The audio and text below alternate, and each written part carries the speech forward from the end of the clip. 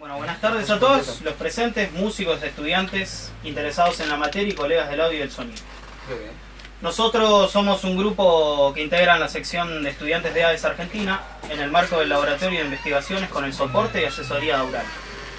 Hoy estamos acá para intentar condensar los conceptos y nociones adquiridas estos primeros meses de trabajo, caracterizados por una instancia exploratoria y relevamiento del estado del arte, en los que también llevamos a la práctica algunos de ellos mediante distintas pruebas.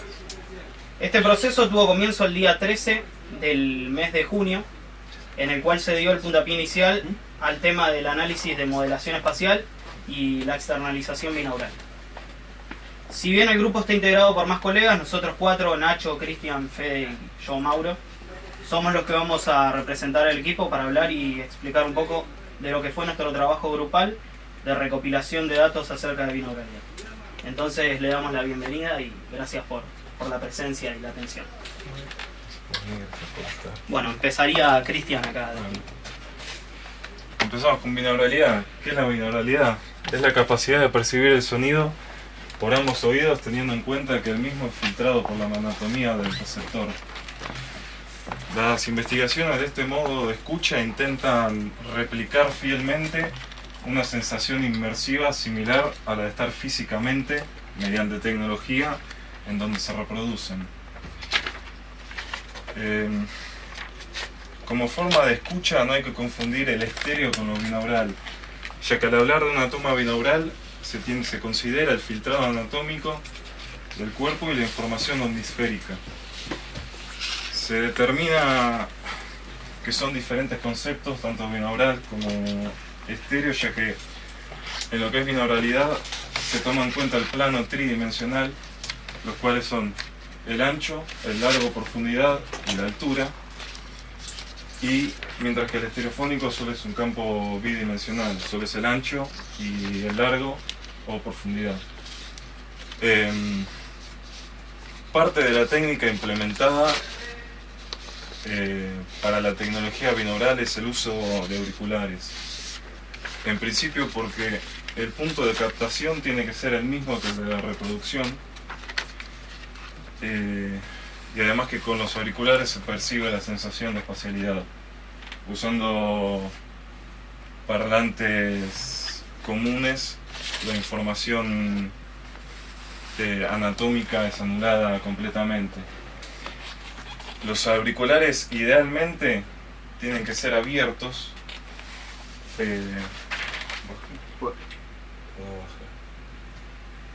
Formación anatómica. Los auriculares idealmente tienen que ser abiertos, ya que a uno lo acoplan al recinto. Contale un poco a la gente qué es eso, porque venís con un lenguaje Sí, orgullosamente académico para... sí. ¿Cómo es eso del acoplamiento acústico? ¿Cómo...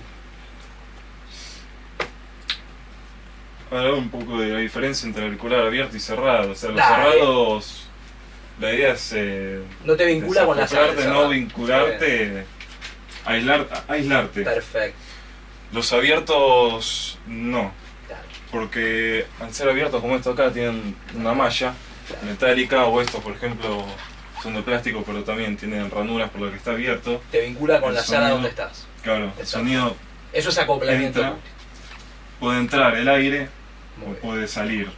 Exacto. O sea, lo malo, se podría decir, de los abiertos es que en situaciones de escuchar música o estar con público se puede escuchar, Mismo grabando, el- claro. Si usted el monitoreo se mete por grabando.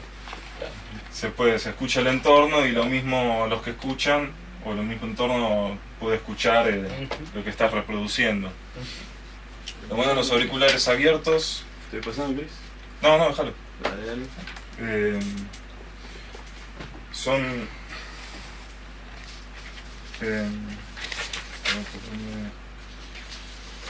los auriculares abiertos obviamente consiguen un sonido más natural, detallado y realista que los Sí. Se cerrados. usan para mezclar. La diferencia fundamental está en la construcción de sus copas, ya que es donde se esconden los drivers. En los auriculares cerrados esa zona es tiene un diseño estanco Sí, claro. que no deja salir el aire. ejemplo, este no se Claro. ve nada Claro. del otro lado. Qué lindo lo de la derecha, yo tengo un paso, toca revés. ¿En serio? Oh, qué bien. Se quedó con la huella aerodinámica ahí. Yo sí, olvídate. Viste que me jodía. ¿Te acordás? Bueno, los auriculares abiertos tienen mejor respuesta a los transitorios, Sí, señor. ya que al ¿Qué es? tener... Pero pará, contales a los que no saben qué es un transitorio, qué es. Yo había puesto en palabras... Pero decir. No, pero muy elementalmente. el ataque justo, el impacto... La sensación de impacto. El impacto, o sea, en un tabón, por ejemplo, el Claro. impacto en una guitarra, quizás donde más se escucha la púa, el ataque de la púa. En términos de juzgar subjetivamente la calidad, los transitorios tienen mucho que ver. Y los monitores profesionales se diferencian de los baffles hogareños, entre otras cosas, por eso. Y los auriculares abiertos de los cerrados también. Por eso se utilizan mucho para mezcla. Claro. Por eso son mucho más caros. Sí. Bueno. Obviamente tiene mejor respuesta en los transitorios, ya que al tener menor presión sobre la parte posterior al transductor, o sea, lo que está, digamos, atrás del driver, el transductor reacciona más rápidamente al cambio de la señal. Obviamente esto mejora mucho la precisión y hace que los sonidos de mejor nivel puedan escucharse más claramente. A ver,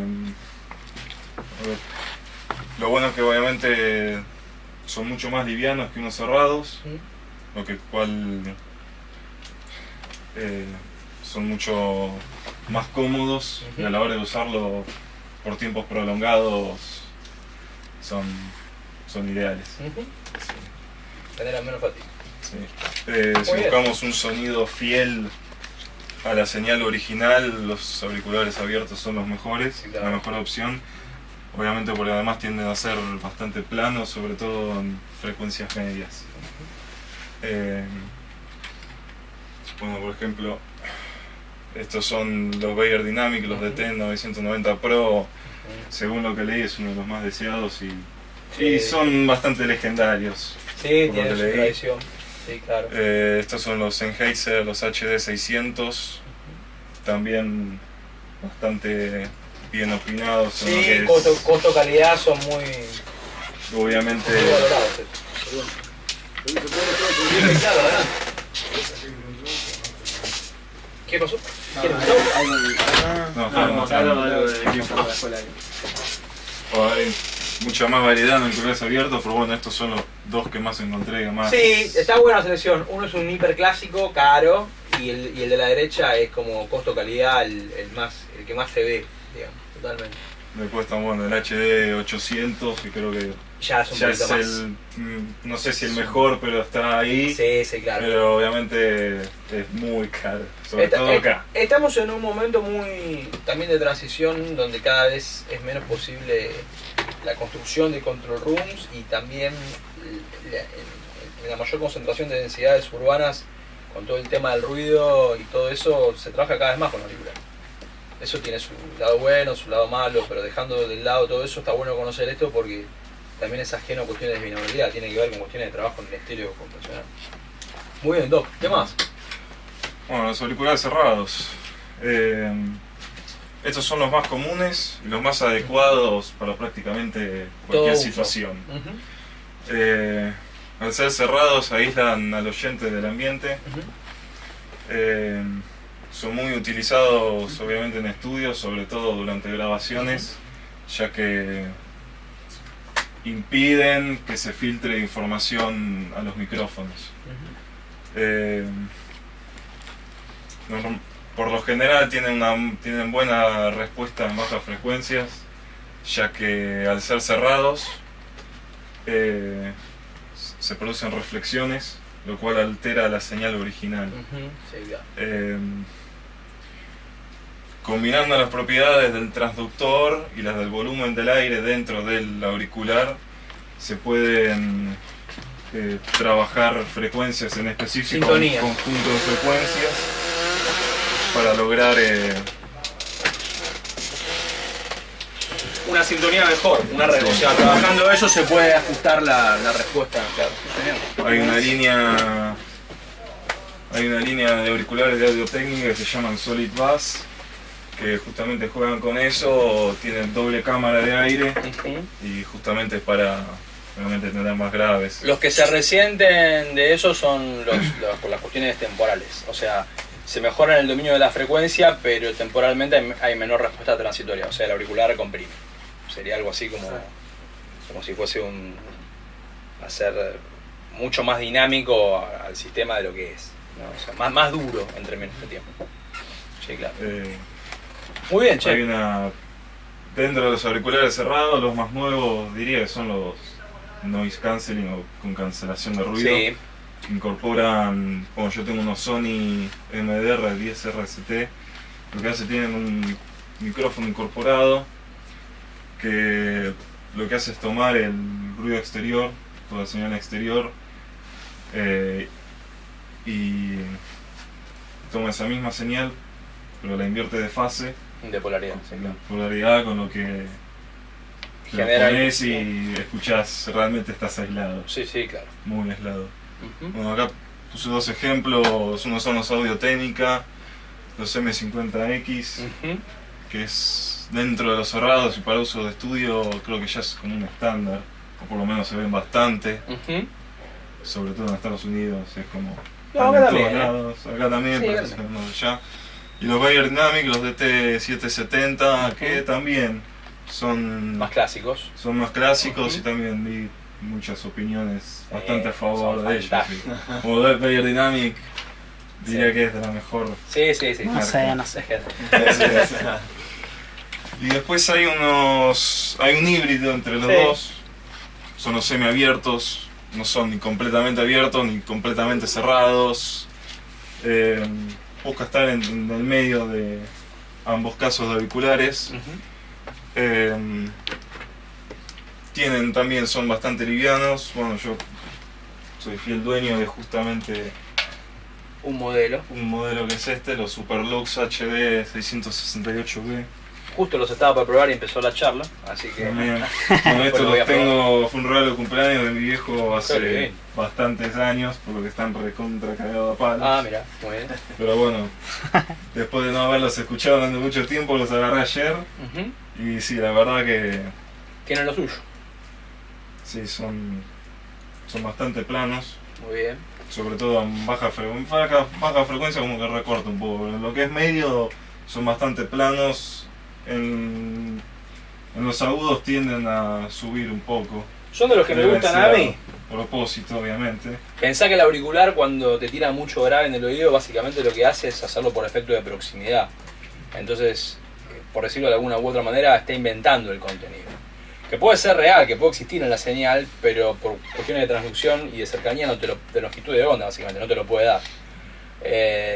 Lo que pasa es que lo hace solamente en un solo lugar del subloop. ¿Y el resto?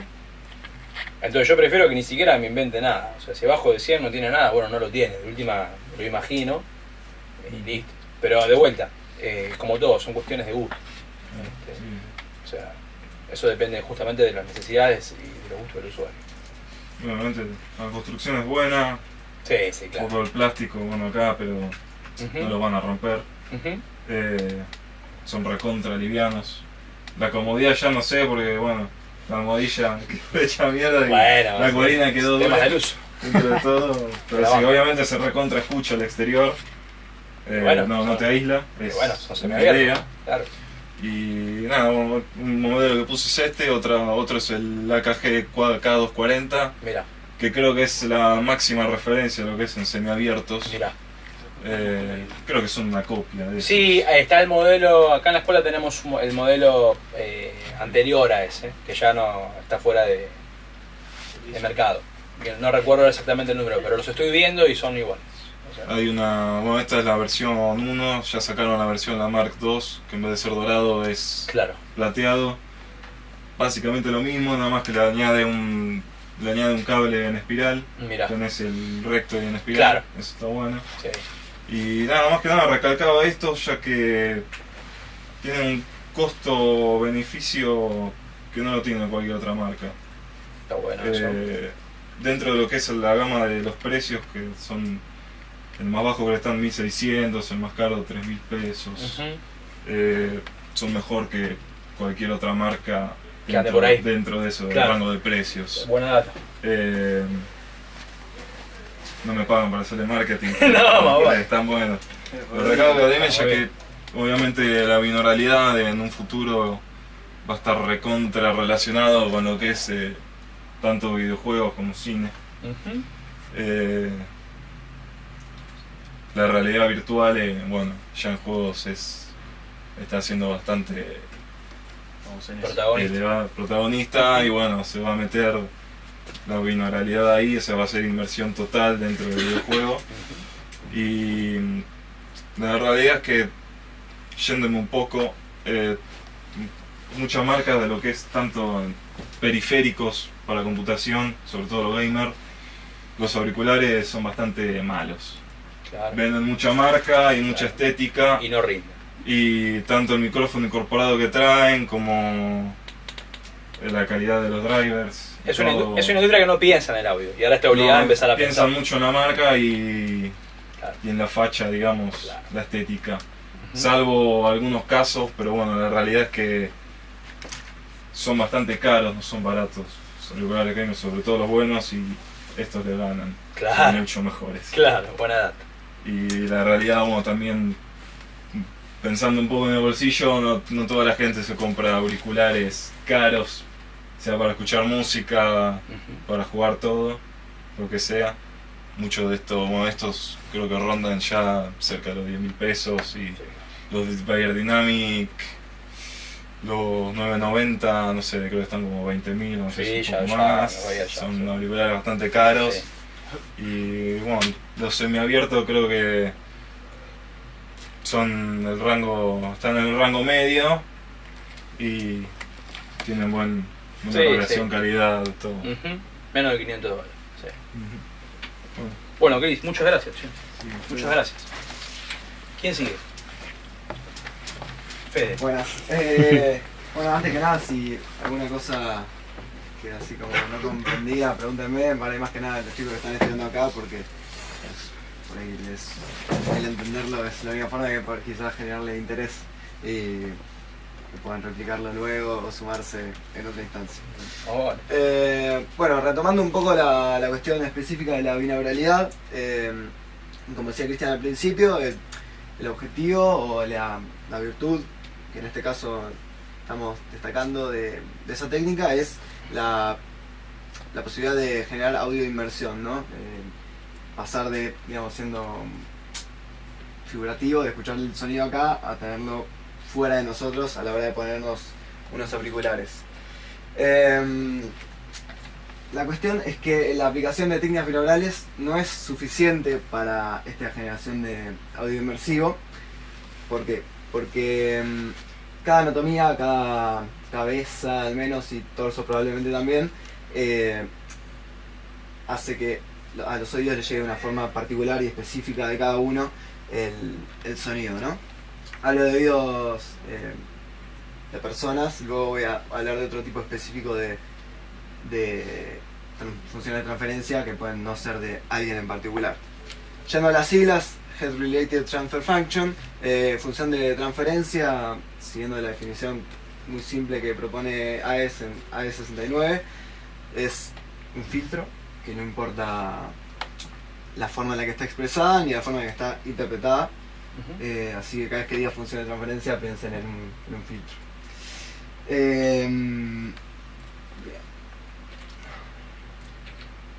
Un poco quizá está bueno para resumir que les cuentes que el HRTF, de una forma simple, es toda la información anatómica almacenada en un conjunto de datos. Claro, bien, y allí iba. Muy bien. La forma de dar con eso. Con la HRTF específica de cada uno, ¿no? A la hora, la forma de individualizar eso es mediante una respuesta de impulso. Que no sé si saben lo que es una respuesta de impulso. Los chicos del TEC 3 deberían saber, sí. ¿Lo han hecho o no? Sí. Ahora igual vamos a voy a hablar un poco al respecto igual y Mauro luego también, así que si claro. no lo recuerdan lo van a... Pero contalo, van está buenísimo. a refrescar ahora. En este caso es una respuesta de impulso binaural, ¿no? Como decía Cristian antes, para generar eso tiene que ser mediante el posicionamiento de micrófonos en los oídos y luego la reproducción desde la misma posición también. Entonces, una respuesta de impulso aplicada para la obtención de una HRTF va a ser binaural y va a ser el resultado de la convolución de una señal temporal, en este caso una ráfaga de ruido rosa. Se usa ruido rosa porque tiene la misma cantidad de energía por octava, o sea, es algo plano. Para todo el O espectro. plano, con los 5 millas, pero plano, en fin. Y la información acústico-temporal que imprima esta anatomía. En el caso de que sea un espacio reverberante en el cual se haga esto, esta información acústico-temporal también va a tener la información de la sala y va a ser un típico específico de HRTF, o otra cosa, que es BRIR, que es Binaural Room Transfer Impulse Function. Response. Impulse Response, Y claro. te ayudo con algo que me parece central porque lo Por estás favor. explicando muy bien. Los estándares que está enunciando Fede son de un paper que salió este año, que es A69, que es la primera vez que una institución tan importante en el tema de estandarización de parámetros como AES mete en un único paper todo lo relacionado a audio de inmersión. Eso es también para que tengan una idea de la magnitud que tiene todo esto. O sea, se tomaron el trabajo de hacer una recolección de toda la información pertinente que se tiene que saber o se viene un cambio de paradigma. Entonces eso es. Esta cosa de segmentar un poco, por ejemplo, el abrir, el HRTF, porque a partir de ahora los desarrolladores van a elegir qué concepto usar para poder explotarlo. Entonces, nada, me parece que estaba bueno aclararlo. Sí, y está bueno porque a lo largo del año, digamos, en este primer acercamiento a estas cuestiones, me he encontrado papers que me decían HRTF, BRIR, Claro, HRR, y uno dice Claro. yo pensé que lo había entendido y de repente usan otras siglas. Bueno, Claro. son conceptos muy aledaños, Sí, entendiendo uno, exactamente. entendemos todos. Claro. Bien, bueno, la forma de individualización. Bueno, la ráfaga de ruido rosa lo vamos a usar a un nivel de dB suficiente en el caso de que queramos recoger la información de la sala para excitar el recinto, y si no, para que nos llegue de una forma plana hasta chocar con la anatomía, ¿verdad? Bueno, y antes les decía que una HRTF no necesariamente va a ser de una persona en particular. Por ejemplo, las que son captadas mediante una cabeza artificial, un torso artificial, que el Mauro va a ahondar en eso, son genéricas y bueno, para algunas personas escuchando una señal convolucionada con una HRTF genérica le puede llegar a generar la sensación de inmersión y otras no. Claro. Lo mismo para HRTFs promediadas, que promediadas cuanto más personas, más posibilidades tienen de generar externalización a la hora de ser convolucionadas con una señal, pero lo mismo no garantiza. Hasta ahora, y hay algún paper específico que habla de eso, la forma más efectiva y que sigue destacando de las demás es individualizar el HRTF de cada persona, y por lo pronto la forma de hacerlo es mediante micrófonos en los oídos. En el futuro, y cuando sea necesario que cada persona no se tenga en su dispositivo móvil su información, Su de muestrador, filtrado del claro. sonido, seguramente, No estamos de lejos. hecho ya están haciendo, Hasta creo que que va a terminar en eso, dinero. que con el mismo celular, cuando lo compras y pones tu información, te Exacto. va a hacer, no sé, filmarte de una forma y Ya existe. captar. Tiene un nombre. Ya existe, pero- El G-Tracker. Pues claro, Pero pero no con no- la precisión necesaria para No, garantizarte inmersión totalmente. a la hora Pero de- quiero decir, la tecnología ya existe. Y como muy bien vos dijiste, lo que le falta es precisión. Sí, It's sí, just sí. a matter of time. Cuando necesitan venderlo, le meterán a fondo. Cuando tomas doble y pongas plata. Bueno, y medio que hasta ahí Muy llega. bueno, Sí, Jack, muy repito bueno. algo por las dudas, por si no, quizás no lo dije explícito. Digamos que una vez recabada la HRTF individual o la que queramos, esta información va a ser convolucionada con cualquier señal de audio, y eso es lo que vamos a poder reproducir en nuestros oídos para cerrar la cadena de técnica binaural y entrar en lo que esté registrado. Muy bueno, para darte una mano de una manera más terrenal para los que no están tan metidos. Eso quiero bajarlo. Piensen que el HRTF es algo así como una muestra de su ADN sonoro, que vos te podés de alguna forma referenciar para después usar esa información con lo que vos quieras. Piensen en Jurassic Park, ¿no? Y el mosquito en el coso, ¿no? Y después los dinosaurios de ahí. Bueno, piensen en el HRTF como su oído metido ahí, y que eso vos después lo podés usar para generar otras cosas. Específicamente, ¿qué cosas estamos hablando acá? La probabilidad muy concreta y muy sensorialmente fuerte de generar audio de inmersión. O sea, tener puesto un auricular y escuchar sonido, que puede ser música o no, fuera de la cabeza. Que eso es lo que Fede llama como externalización. O sea, por ejemplo, estar escuchando un concierto y sentir un contrabajo ahí, la batería allá, el coro ahí, ¿se entiende? O sea, es mucho más que el paneo en estéreo. Una vez que lo probás, total y absolutamente. Es una diferencia entre ver una película en blanco y negro y una Full HD en el cine 4K. A ese nivel de magnitud. Sí, para llevarlo también para ir al plano de una conversación cotidiana que se pueda llegar a dar. Una sensación omnisférica por ahí. Es eso, omnisferia plena, exacto. Y decía para llevarlo al plano para ir a una conversación que se pueda tener en una cotidianidad, es decir, no sé si ¿me escuchamos todos igual o no? Bueno, definitivamente no. Esto es lo que lo explica. Claro. Y es el tamaño, la forma de nuestra cabeza, de nuestro pabellón auricular, nariz, y todo lo que afecta y hace que no escuchemos todos igual. Muy bien, creo que maravilloso. Estuvo muy bueno. Muy bueno. ¿Quién sigue? ¿Quién toma la paso a la posta? Bueno, con lo que dijo Fede, yo voy a hablar un poco de los dispositivos y simuladores anatómicos que se utilizan para este tipo de tomas. La recopilación de datos. Muy bien. Para la grabación binaural. Bueno, voy a hablar un poco en contexto histórico. A ver, vamos a pasar las diapos. Nos olvidamos de las diapos. Bueno, acá tenemos una de las cabezas y torso de marca que es Kemar. Ya legendario. Sí. Bueno, en 1972, tras una importante línea de investigación, surge la primera referencia de maniquí, digamos, que involucra el torso y la cabeza, ¿no? Con la opción de unas orejas artificiales que tienen, obviamente que adecuadamente simulan el conducto, digamos, auditivo y lo que sería el pabellón auricular, ¿no? Esto obviamente es para sentirlo con dispositivos como auriculares. Se usó mucho para el desarrollo de lo que sería audífonos y para pruebas con auriculares y micrófonos y demás. Se considera que, bueno, que las reflexiones que emite el torso, obviamente, y el pabellón y los canales auditivos contribuyen considerablemente a una grabación exitosa, digamos, binaural.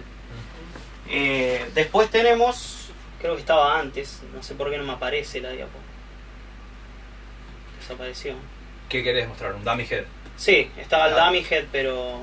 No importa, contales, está todo bien. Bueno, dummy head es, bueno, un micrófono condensador estéreo de Neumann.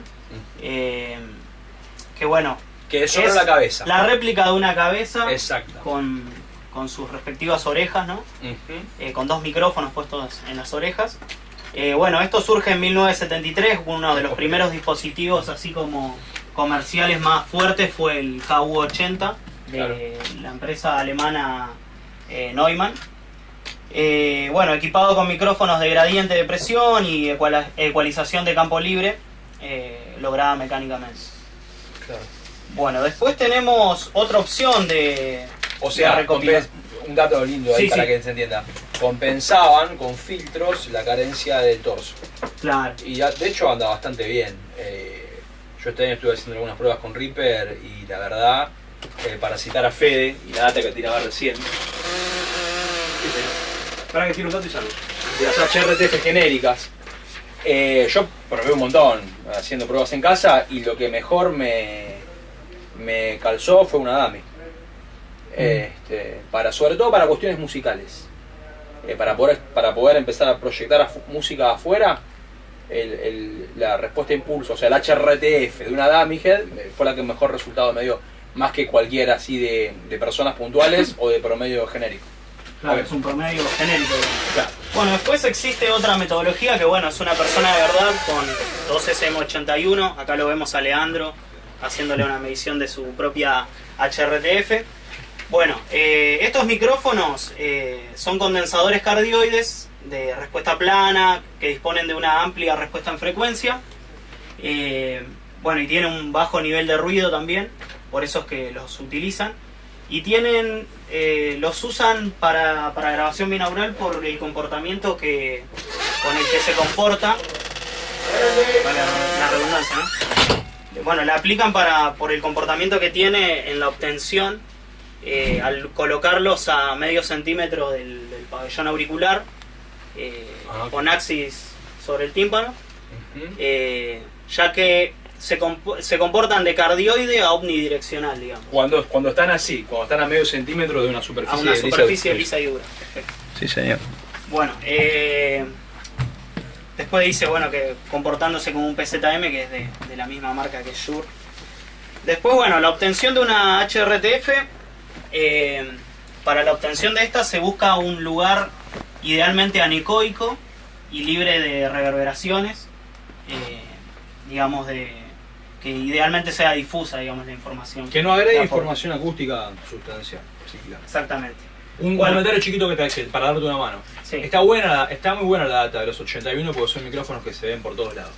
Entonces, desde ese lugar, ante la carencia de no tener micrófonos que tengan, por el tamaño del diafragma y las capacidades tanto acústicas como electrónicas, que vienen con los micrófonos de cabeza o corbateros muy caros, se pueden hacer tomas binaurales muy buenas con este tipo de principio.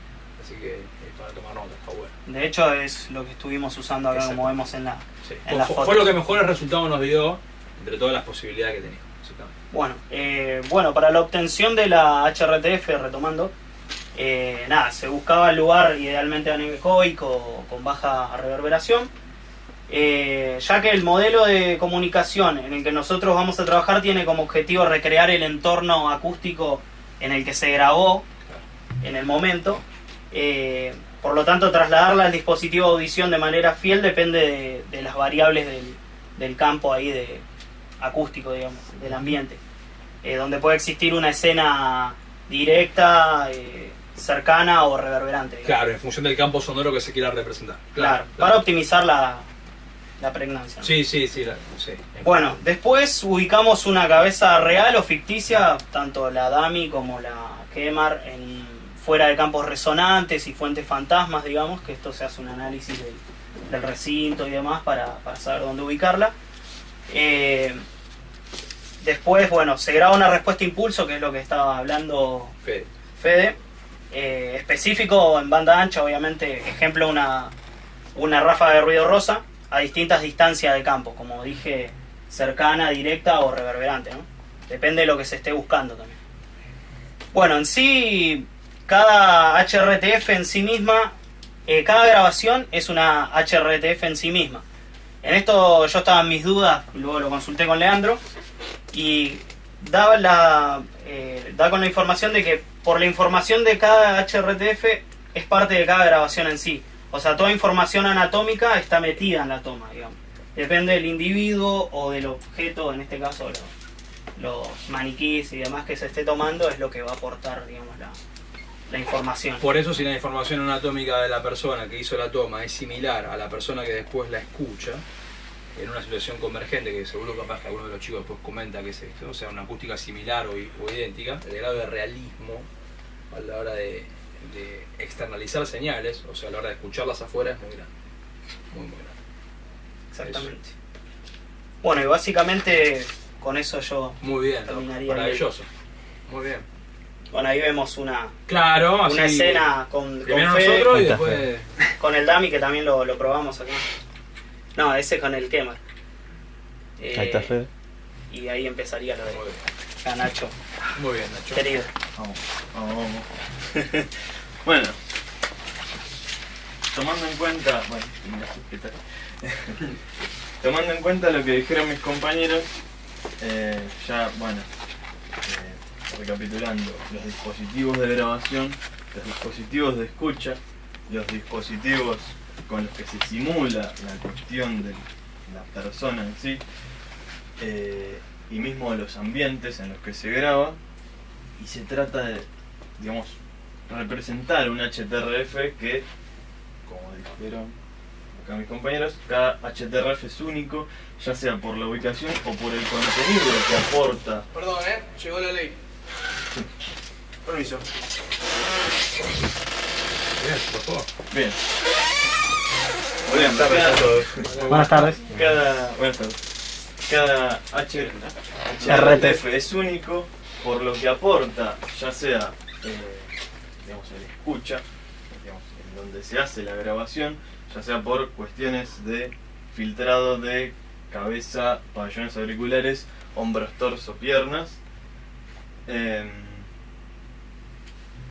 sea también por la distancia de los oídos, ya el diámetro de la cabeza y todo eso influye, como para ponerlo en cuestiones un poquito más coloquiales, digámosle así.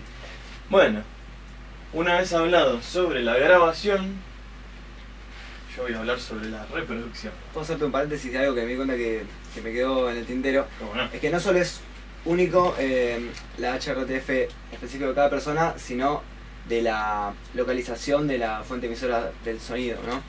Porque obviamente el filtrado no va a ser idéntico viniendo de frente, por ejemplo, o atrás de costado. Se imaginarán, mismo pensando en la forma de una oreja básicamente, o de la cabeza en sí, que no es simétrica en los 360 grados.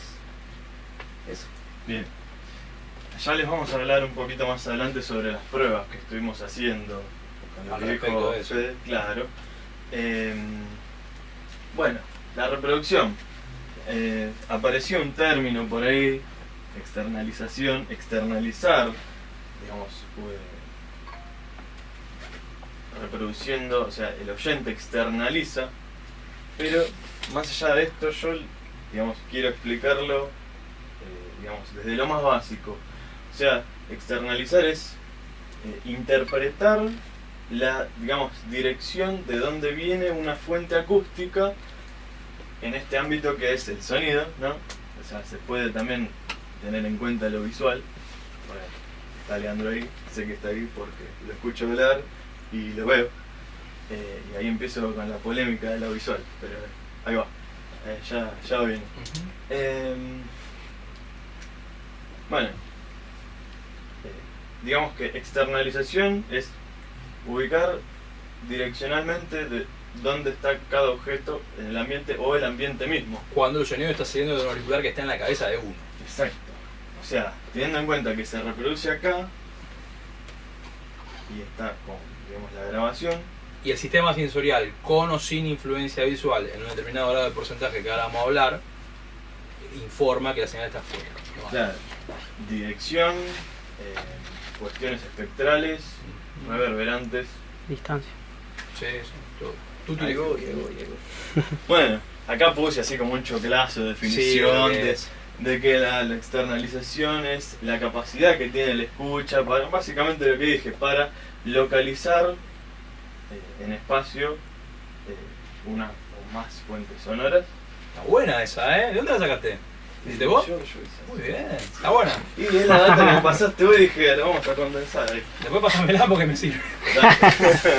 Y bueno, así como se ve el choclazo, dije, vamos a ponerlo un poquito más básico porque hasta a mí me resulta tedioso. Externalización igual localización de fuentes sonoras.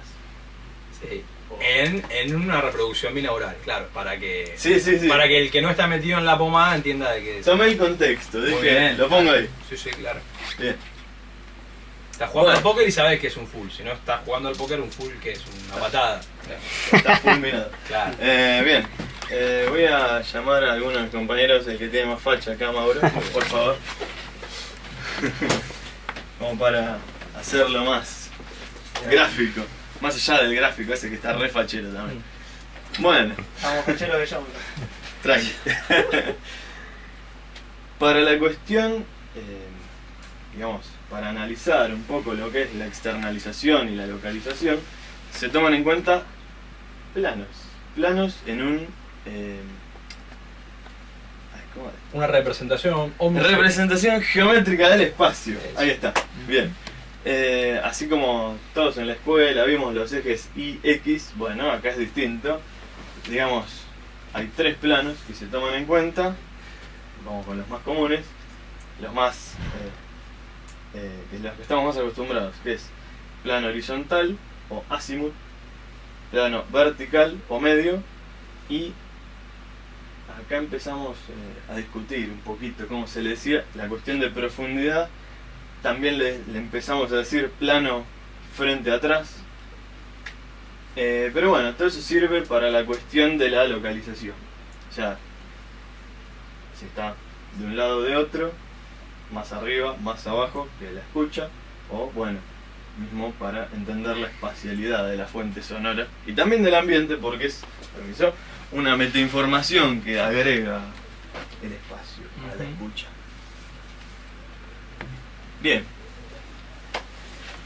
tenemos una serie de indicios para ver en qué parámetros de estos 3 ejes se encuentran, y por la lectura que estuve haciendo, la investigación un poquito de toda esta materia, dije, acá hay comunes. ¡Oh, sorpresa! Que ahí empezamos a tener en cuenta el indicio visual. Por ejemplo, si yo tengo la guitarra ahí y alguien hace un sonido de guitarra o otra ahí, voy a decir, bueno, hey, tengo 2 pistas. ¿De dónde viene la señal sonora? Bueno, el conocimiento previo del estímulo, que ya puede ser cómo suena, saber que esa guitarra suena distinta que esa, entonces yo puedo decir, sí, porque esa suena más aguda, entonces tímbricamente, entonces yo digo, debe ser esa la que está sonando. O como si fuera alguien con voz profunda acá, puedo decir que es un joven adulto, y por ahí hay un nene y sé que el nene no es, así como contrastando un poco a lo bruto, digamos. Y bueno, los indicios binaurales inherentes al HRTF, que es todas las cuestiones de filtrado que estuvimos explicando, que, bueno, quisiera prescindir un poco ya de toda la explicación, pero hay cuestiones puntuales para cada eje, digámosle. O sea, si bien se toma en cuenta como indicio común, ahí vamos a ver cuáles son puntuales para cada uno. Bien, y ahí me aclaré, o sea, como para que figure también, que trabajan en conjunto, sí, todos claro. Esos. No hay que decir, no hay que tomar por sentado que este es de esto, es el visual sobre este eje. No, bueno, también es del eje medio, o sea, también como que se interrelacionan todos los ejes. ¿Estás cómodo? Sí, estoy cómodo, ya presentí. Ahí empezamos. No, hasta recién empezamos. Bueno. Bien, azimut, diferencia interaural, los 2 más fuertes en el eje azimut. Tenemos 2, así como más notorios. Tenemos la diferencia interaural, diferencia de nivel interaural, que es, por ejemplo, si yo hago un estímulo de este lado, le va a llegar a su oído con más nivel de un lado que de otro. Creo que es bastante concreto el ejemplo. Y diferencia temporal interaural. Yo hago de este lado, el estímulo le va a llegar más rápido acá, porque para llegar hasta acá no solo tiene más recorrido, sino también tiene cuestiones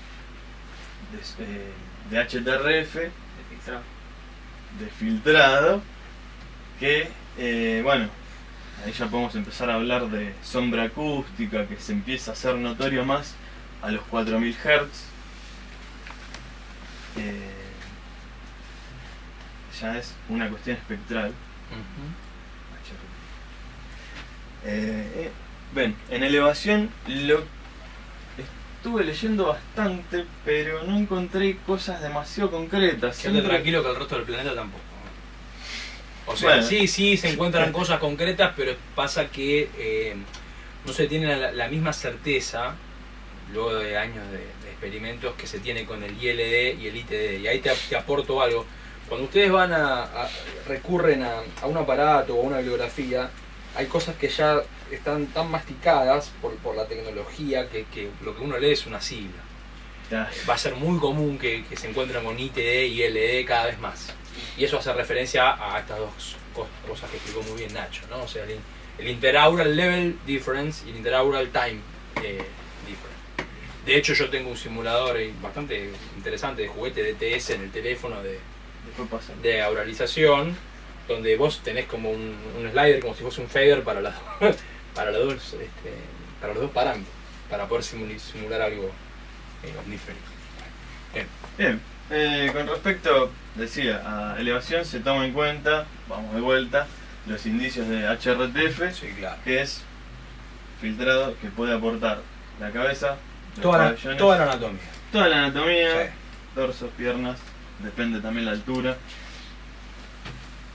Y ahí te lío la front back. ¿Tienen algo sobre eso? Porque justamente ahí estaba la cuestión de que en la elevación es donde salta mucho el tema de la confusión de la externalización cuando está adelante o está atrás. O sea, justamente por esto que no mencionaba. llegamos a tanto. Por eso. Ahí también está muy bien. No, simplemente para tirar una cuestión que se está laburando mucho, ¿no? Que hay mucha necesidad de arrojar un poco de luz a la oscuridad. En términos de concepto. Vamos. Todavía no. Muy bien, sí, claro. Bien, algo que estuve leyendo que me pareció muy interesante fue la cuestión de que se toma como válido para analizar la cuestión esta cuestión, externalización en el plano de distancia, es la percepción auditiva a distancia. Qué obvio. Pero bueno. Bien, volvemos. Intensidad como indicio más notable. Y muchos dicen, sí, está buenísimo, pero digamos, solamente teniendo en cuenta este indicio no suele ser, digamos, del todo confiable. Siempre está bueno tener como referencia otros indicios como para ir doble chequeando. Porque es un indicio relativo, ¿no? Claro, es un indicio relativo. Bien, bueno, volvemos a la cuestión, indicios binaurales de HRTF. Ahí está, lo puntual en este parámetro es que es la absorción de frecuencias altas, más que nada en la distancia, como que se van disipando. El coeficiente de absorción natural del aire y todas las cuestiones que absorben. Presión los atmosférica.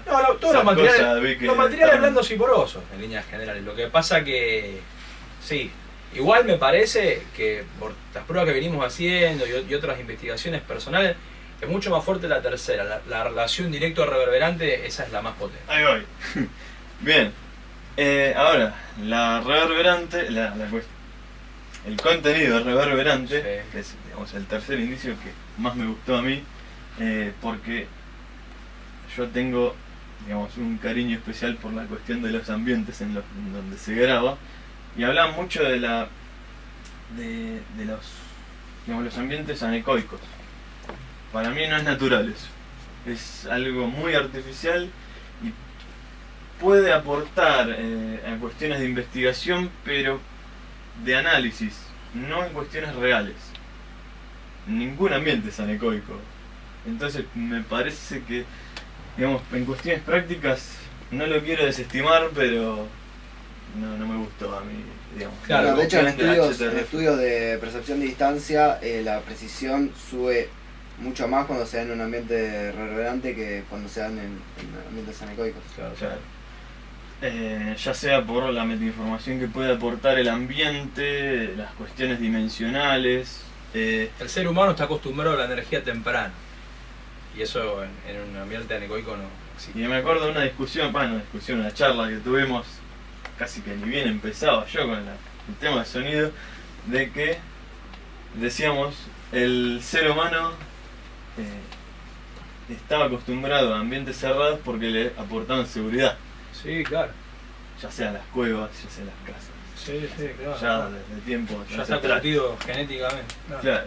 Y la cuestión de reverberación, si bien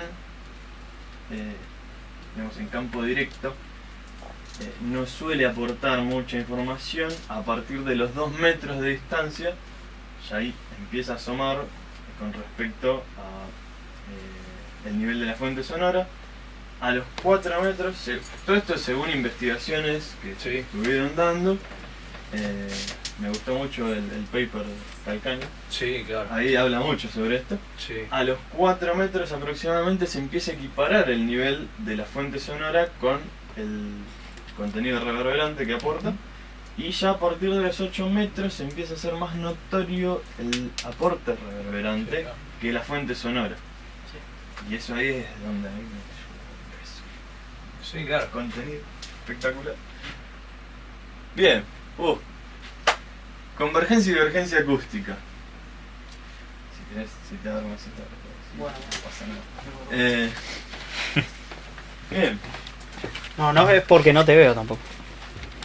No me Quiero quita- presenciar tu... Agarrar los Bien. artículos. Convergencia. Bueno, hablamos de convergencia y divergencia cuando en la reproducción, ya de la toma hecha, el escucha tiene la capacidad de, digámosle, hacerse a la idea de la escena que está escuchando. Digamos que si es, digamos, bastante parecida a, digamos, lo que interpreta el oyente a cómo fue hecha la grabación o lo que escucha en sí, digamos que tiene una convergencia alta. O sea, es una experiencia pregnante, una situación de inmersión bastante Similar a lo intensa. real. Claro, similar a lo que se dio, digamos, a las condiciones que se dieron en la grabación, en la toma.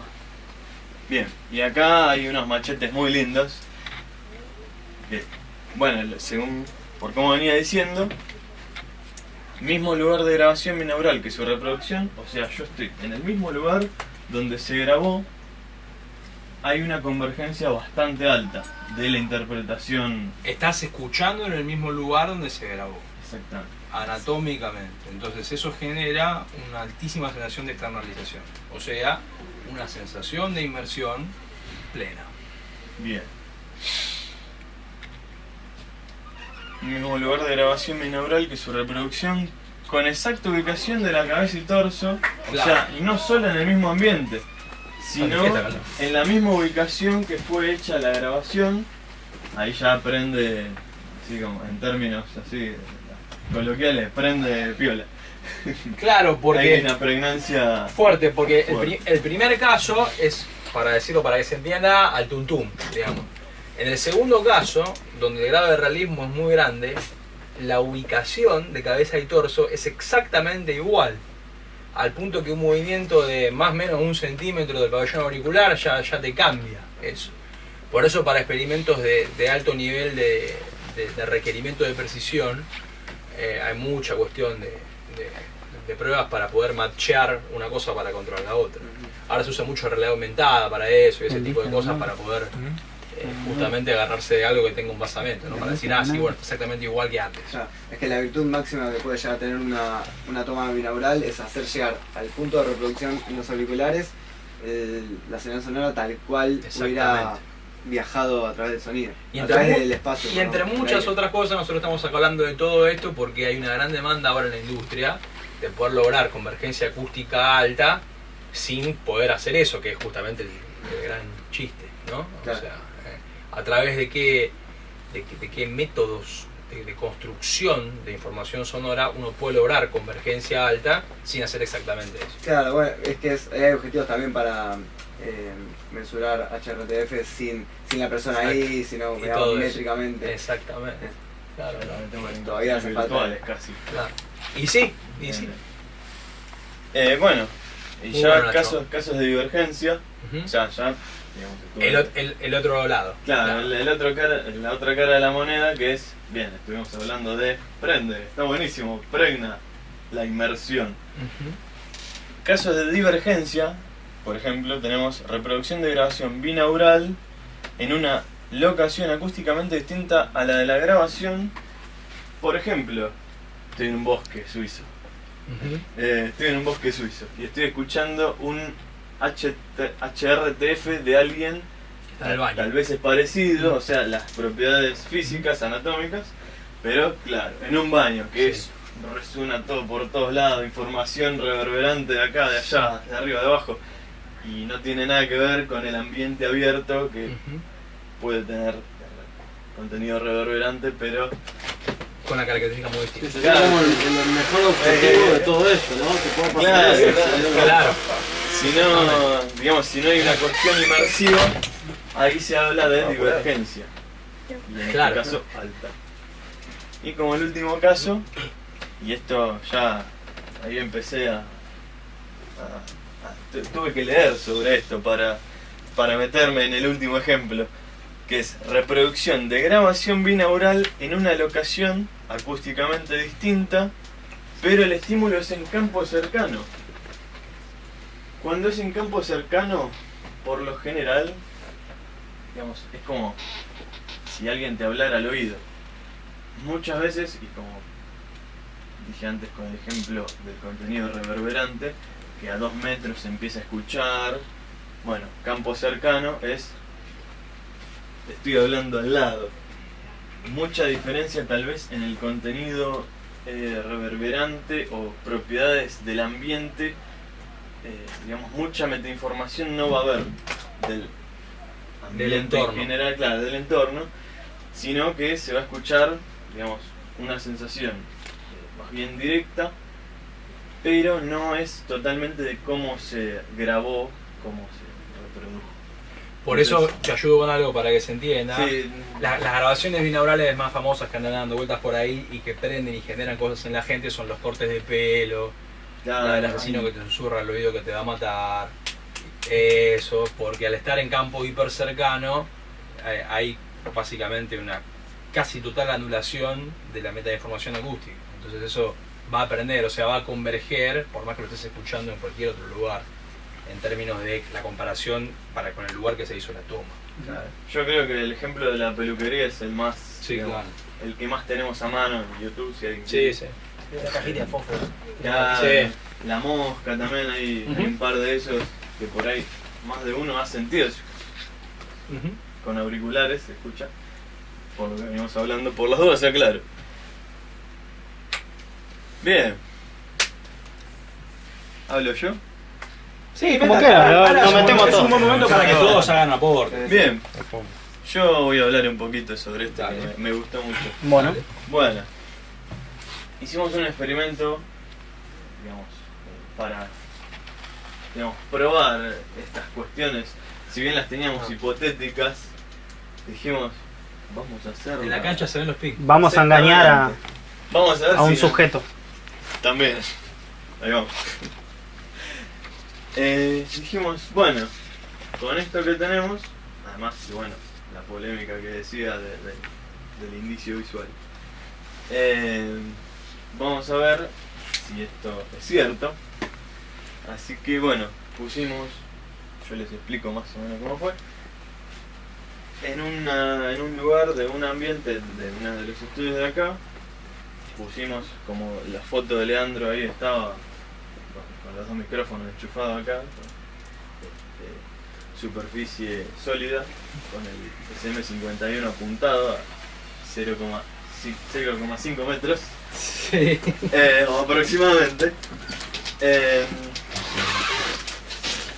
Grabamos distintas situaciones, más que nada, bueno, en este caso el de una radio, que si bien primero grabamos, antes de eso nos hizo escuchar un HRTF de él, y ahí empezamos a hablar sobre las cuestiones de convergencia y divergencia. Y yo escuchaba, ¿no?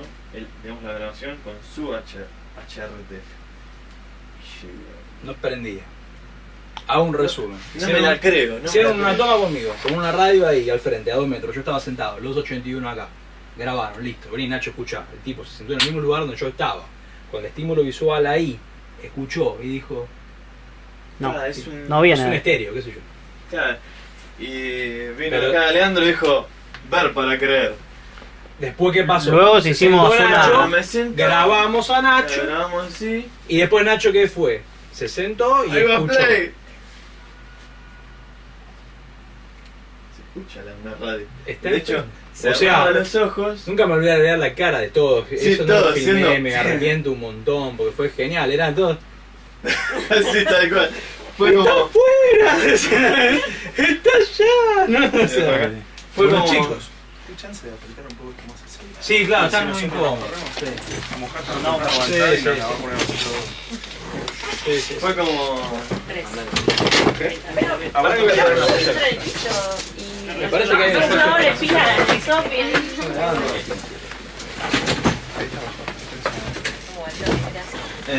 Bueno, y la cuestión es, yo habiendo grabado desde la silla con mi propio HRTF, yo creo que De hecho la hicimos prueba- una de cada uno, me parece. Claro, Sí, sí, hicimos claro, todos. Una de cada uno.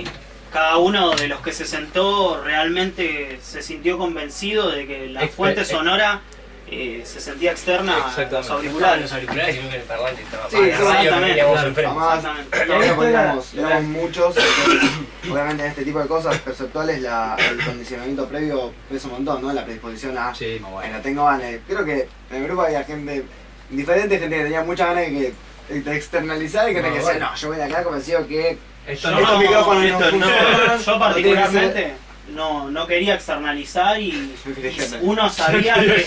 No, y es así.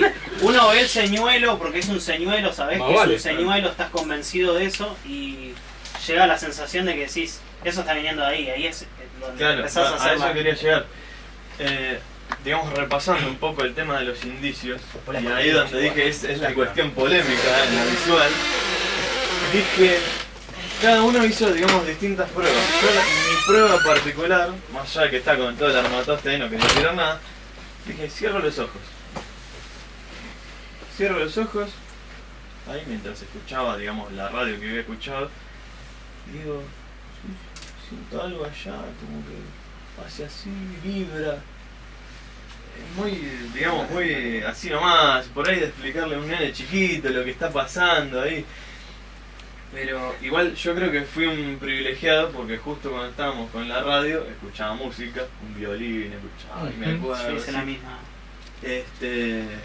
Ahí no me acuerdo de los casos de cada uno, pero yo, digamos, pude escuchar algo constante que estaba como le dicen en algún que otro disco, canción, una emoción permanente, algo bastante fluido, no algo muy cuadrado, sino que algo que, digamos, me daba tiempo a recopilar mi cerebro información de la fuente sonora.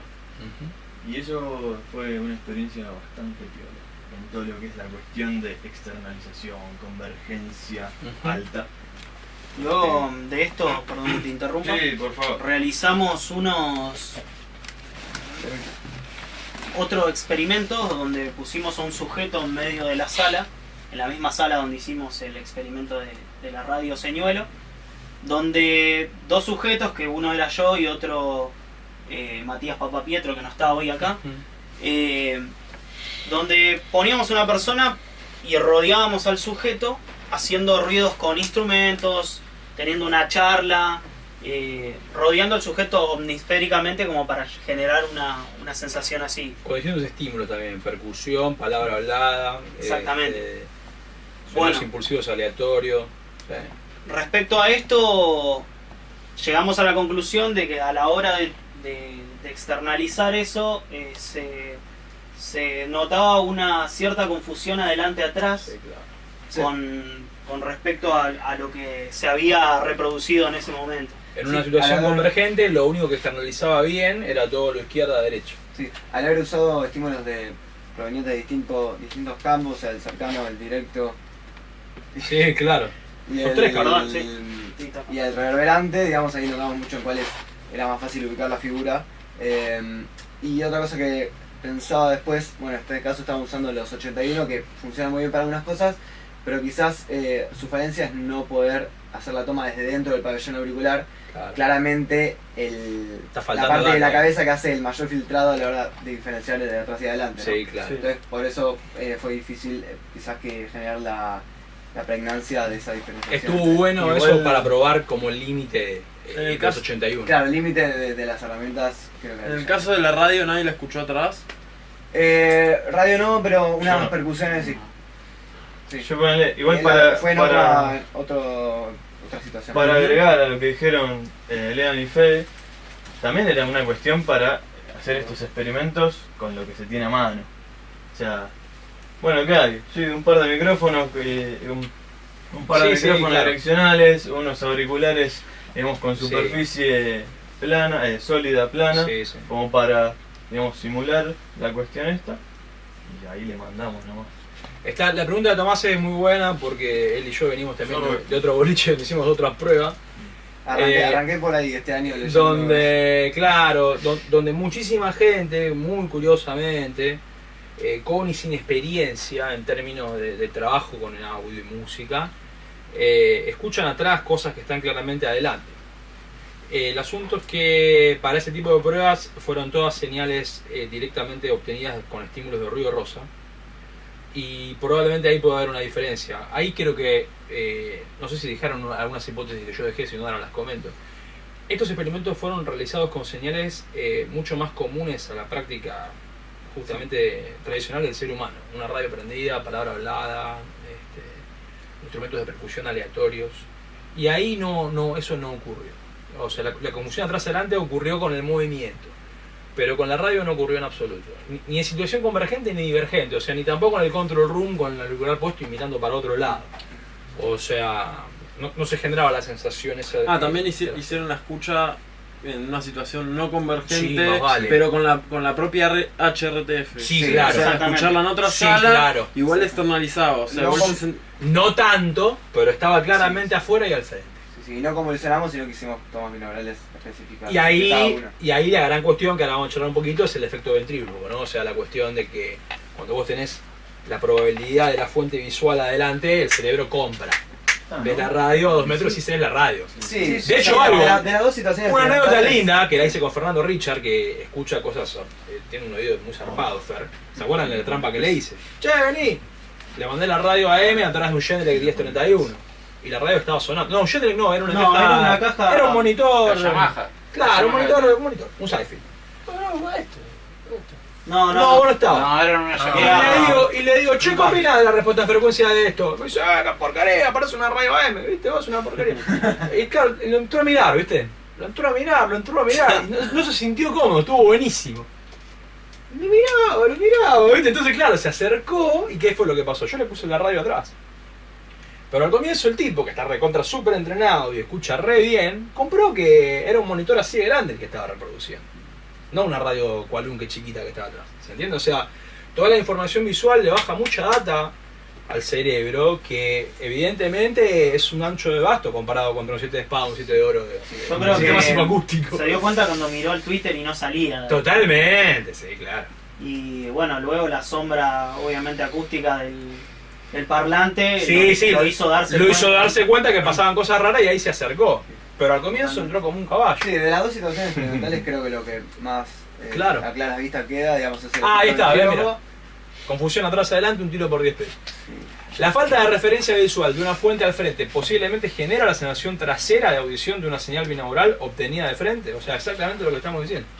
Sí. Si vos no tenés la información visual, el panorama es completamente distinto. Al igual cuando estás mezclando algo, que cuando cerrás los ojos te cambia todo el panorama. Sí, yo creo que como en todas las cosas que estamos hablando, digamos, a la hora de querer explicar una situación por una sola variante, un solo factor, necesariamente nos quedamos cortos. Totalmente. Y sumando al, digamos, el efecto ventrílogo visto en una de las situaciones y el otro, digamos, y lo de principio de año yo lo leí, la otra investigación que hicieron ustedes con ruido rosa, digamos, un estímulo sonoro el cual no escuchamos en la vida cotidiana. Claro. Creo que ahí puede asomar la cuestión de la relevancia de conocer el estímulo, ¿no? El conocimiento previo del estímulo, para el cual seguramente nosotros las cosas que escuchamos todos los días tenemos muy asimilado cómo suenan filtrados por la parte trasera de nuestra cabeza, ¿no? Sí, Una sí, voz, claro. una voz, haber escuchado atrás, va a faltar frecuencias. Totalmente. Que al frente o a los costados Están, son las que existen. más se escuchan. Totalmente.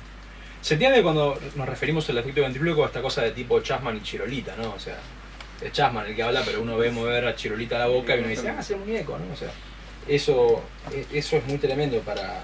Bueno, a eso quería, digamos, volver a mi ejemplo, que, digamos, reflotar el tema de los indicios visuales y el conocimiento, porque mientras yo llegué medio tarde, después de Richard, que empezó a hacer, bueno, eso yo no lo vi, me lo contaron. Claro. Yo empecé, digo, sí, están armando esto, así, así, ahí empieza, digamos, entra en juego la cuestión del conocimiento del estímulo.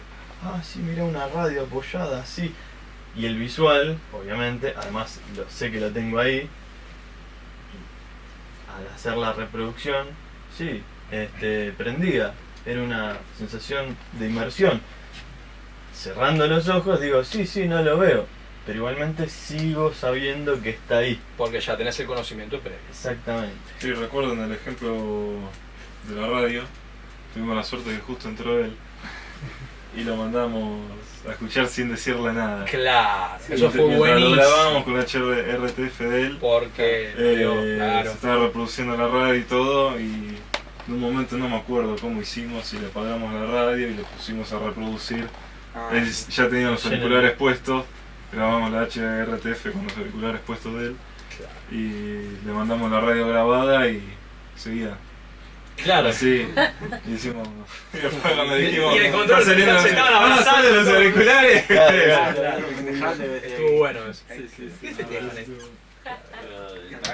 Bueno, chicos, está muy bien. La verdad que los felicito. Me parece que a nivel introductorio para justamente entender de qué la van todos esos temas está más que bien.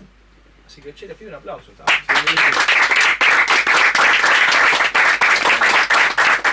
Tenemos el honor de que tenemos a Ezequiel Morphy, una persona fundamental en el sonido en Argentina, miembro de AES, que nos vino a ver, así que nada, está buenísimo. Bueno, ¿quieren que pasemos a la parte de espacio? Así lo hacemos palo y a la bolsa. Dale, vamos. Sí, eso toca bien, le ha llegado una cosa. ¿Alguna pregunta? Claro, alguna sobre cosa. esto. Con esto. Tres cosas. Esta información, o sea, estas diapositivas y alguna selección de los estímulos que usamos para que puedan escuchar y sacar sus propias conclusiones están en la página de la escuela, así que entran y pueden ver la data ahí. Más allá de que los meeting reports se pueden leer en el sitio de DAES y eso es como mucho más técnico, si se quiere. La página nuestra tiene más un enfoque más, digamos, claro, para el iniciado, exactamente. Así que ahí pueden consultar. ¿Hay alguna pregunta, alguna duda? A mí me quedó una sola Diga. duda de cuando hacían esas tomas de grabación, ¿lo hacían con los auriculares puestos? ¿En No. 81? Algunas casos veces otras sí, cosas no. algunas Bueno, y no. esa es toda una discusión también que se abre, porque obviamente al momento de reproducir los vas a tener puestos, ¿no? Sí. Entonces, para hacer convergente totalmente, haría falta también tenerlos puestos a la hora de la grabación. Yo creo que probablemente sí es afilar Sí, ya eso. que Hay un tipo que es generan Pavel, un filtrado. Pavel Saborik, es una autoridad muy grande en todo esto y tiene un paper donde él llega a la conclusión de que es fundamental. Y hasta ahora la gran mayoría de la gente que está en este tuco le cree. Sería bueno hacer específicamente un experimento sobre eso. A ver qué onda, sobre todo por la cantidad de variantes. Pensando en la implementación, ¿no? Pensá en la gente que usa cosas intraorales, pensá en todo lo que contó Chris sobre lo abierto y lo cerrado, los semiabiertos, o sea, hay como mucha variable. Y tal vez cuestionarlo. Ni hablar. Sí. Claro, pero bueno. Refutar nos se hace trata de eso. mejores Fino. como parte de la civilización occidental, por lo menos. Bueno, ¿alguna más? Diga, muy bien. ¿Qué pasa con las frecuencias bajas? ¿A qué nivel? Las que no sentís en los oídos. Mirá, Vos decís, para las que es difícil reproducir en un auricular. Las subo.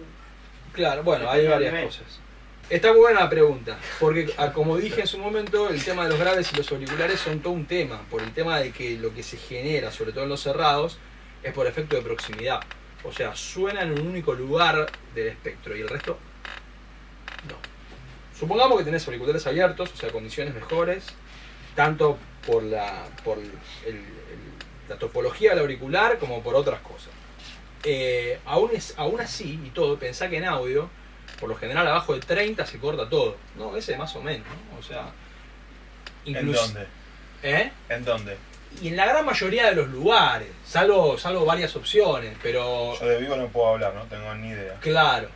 Pero para proteger sistemas, por lo general, es muy raro que haya audio abajo de 30. Líneas muy generales, ¿no? En grabación lo mismo. Totalmente. Sí, muy poco. Entonces, desde ese lugar, vos pensás que lo que vos vas a sentir ahí es más que nada algo acústico que de audio, y ya a nivel torácico, por un tema de longitud de onda.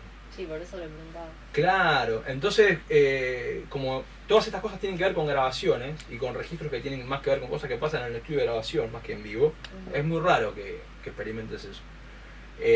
Sí, obviamente sublow, lo que pasa es que ahí de vuelta, volvemos a la cuestión del auricular.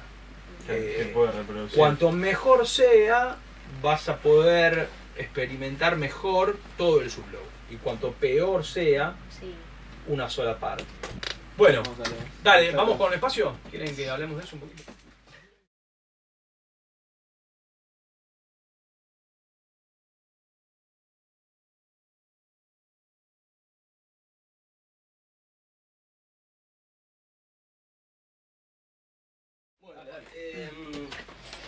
Está un poco relacionado, bastante relacionado con lo que dijeron los chicos. Perdón que lo siento, pero estoy con fiebre, todo, me duele todo el cuerpo. Así que, por eso. Bueno, está bastante relacionado con lo que hablaron los chicos. Básicamente es un poco tratar de representar gráficamente en un papel, en una computadora, toda esa zona espacial que proponen con el tema de la binauralidad. ¿No? Si hay algún agregado. Lo que creo que lo que habla más que nada este muchacho Ramsey, que fue un poco en el que nos basamos. Habla de un plano unidimensional, ¿no? Claro. No es ni bidireccional ni... Lo tenés atrás en el pizarrón si lo querés mostrar. Está acá, o si no, después cuando pasemos Sí, que está en la misma diapo. Para que esto... Creo que a todos nos pasa, o la mayoría, yo me metí también en este grupo, que estás escuchando música en lo que sea, desde un colectivo o en tu casa con los monitores, y se te forma una escena, ¿no? Se te viene el bombo más al frente, los platos arriba, la guitarra. Planos, que va más allá a veces de lo que es el paneo, ¿no? Y nada, lo que te plantea es que podemos medir la intensidad, el tiempo, la frecuencia, pero no el espacio. Tenemos todas unidades de medida para eso, pero para el espacio no. Y la idea es empezar a investigar y a meternos con el tema. A ver cómo se puede modelar. En relación a lo que dijo esto no aplica solo a lo binaural, y esto es lo interesante del paradigma de Ramsey, lo potente que es. Esto se puede aplicar a cualquier medio de sonido grabado, o sea, de cualquier registro sonoro. Uno tomando las señales de cualquier mezcla estéreo, 5.1, 22.2, binaural, puede utilizar a esta escena para modelar lo que comentaba recién Julio, o sea, esta cuestión de los planos afuera, ¿no? Bien. Sí, porque va mucho más allá del tipo de sistema. Exacto. Tengo que transgredir un poco eso. Claro. Básicamente todo arranca un poco 1990, Albert Bergman, que propuso una vista medio psicoacústica de la cuestión y proponía como dos situaciones básicamente de escucha. Una que era la unificada, por ejemplo, pónganse imagínense una orquesta, vos vas a escuchar la orquesta, escuchás una orquesta, la orquesta, escuchás la sonata que está tocando, lo que sea, en conjunto. Eso es todo unificado. Ahora, si vos querés, podés disociarte y escuchar el violín. Esa es la segunda escucha que él propone, ¿sí? La escucha de cada fuente emisora de sonido en particular, ¿sí? Entonces eran como esas dos puntas, que es un poco lo que agarra Ramsey para hacer un poco eso. El otro que escribió un poco también sobre el tema, que fue John Browning, 9 años después, bueno, él lo pronuncia mejor. Y que bueno, básicamente también llevó eso un poco al plano gráfico y lo hizo un poco más 3D, un poco más complicado de lo que hacía este hombre. Sí, claro. Creo que se puede pasar. No está ahí el dibujito este. No está el de hecho. Pero es esto.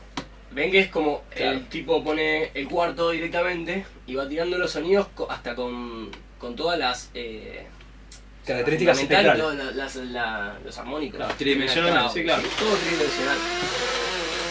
Lo que hizo este muchacho básicamente fue basarse en esas dos cosas para armar un grafiquito mucho más simple que es ese, ¿sí?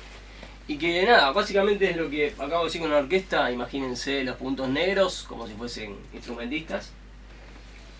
Son fuentes individuales, el ensamble son todos ellos juntos, y el ambiente es el rectángulo ese que es la sala donde están tocando, el parque donde están tocando, el escenario donde están tocando. Eso es un poco básicamente lo que tratamos de representar y lo que tratamos de en algún punto quizá mejorar. La idea de escena, que esa es la palabra que usa, fíjense que abajo dice scene, o sea, la escena tiene un entorno, environment, donde ocurre un suceso sonoro por un ensamble que está compuesto por fuentes individuales. Ahora, algo que está muy bueno lo que dijo ese recién, tiró las fechas. Bregman, año 91. Chowning, año 99. Ramsey, año 2002. Los chicos hablaron de binauralidad y esto viene desde el principio del siglo XX en un punto. Nació casi como con los micrófonos. La modelización del espacio es algo nuevo. Es algo muy, muy nuevo. Bien, continúa, está bueno. No, después lo que propone, que creo que este sí estaba, que no está en representación, o sea, no lo utiliza en representación gráfica para las escenas, pero que esto, ¿no? Pero que sí está bueno como gráfico, digo, de paso para también un poco graficar por ahí lo que dijeron ellos, que igual ya lo dijeron, pero cuando vos tenés una fuente mucho más certera, más... como dice ahí Narro, como más estrecha, sí, y como que mucho más fácil de localizar y es como más chico todo lo que abarca, es como que está ahí el violín. Ahora, un contrabajo capaz que y te lo confundís que puede estar ahí o ahí, ¿no? Es como que tiene el espectro más abierto y ocupa un poco más de zona. Sí. Eso tiene que ver con justamente, más que nada, los sonidos más graves y agudos, porque funciona la longitud de onda, ¿no? Que tiene cada uno. De hecho, un ejemplo de modelización que tenemos para mostrarles se agarra a eso para poder construir la escena.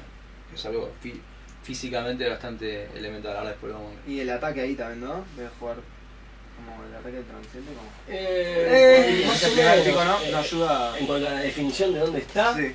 más o menos. Quizá al inicio, pero después si es un sonido que se mantiene en el tiempo, mucho no. Capaz de justamente por ahí suele ser agudo. Bueno, eso. si La es algo condición de agudo, así, claro, sí. no, está bien. Sí. Ahora lo pienso en voz Pero... En términos musicales yo me estuve metiendo bastante este año. Y a lo mejor vos podés tener alguna data que te interesa. Yo me metí entre otras cosas con un paper que me pasaste vos, que creo que era de... ¿cómo se llama el francés delirante este? Grisey.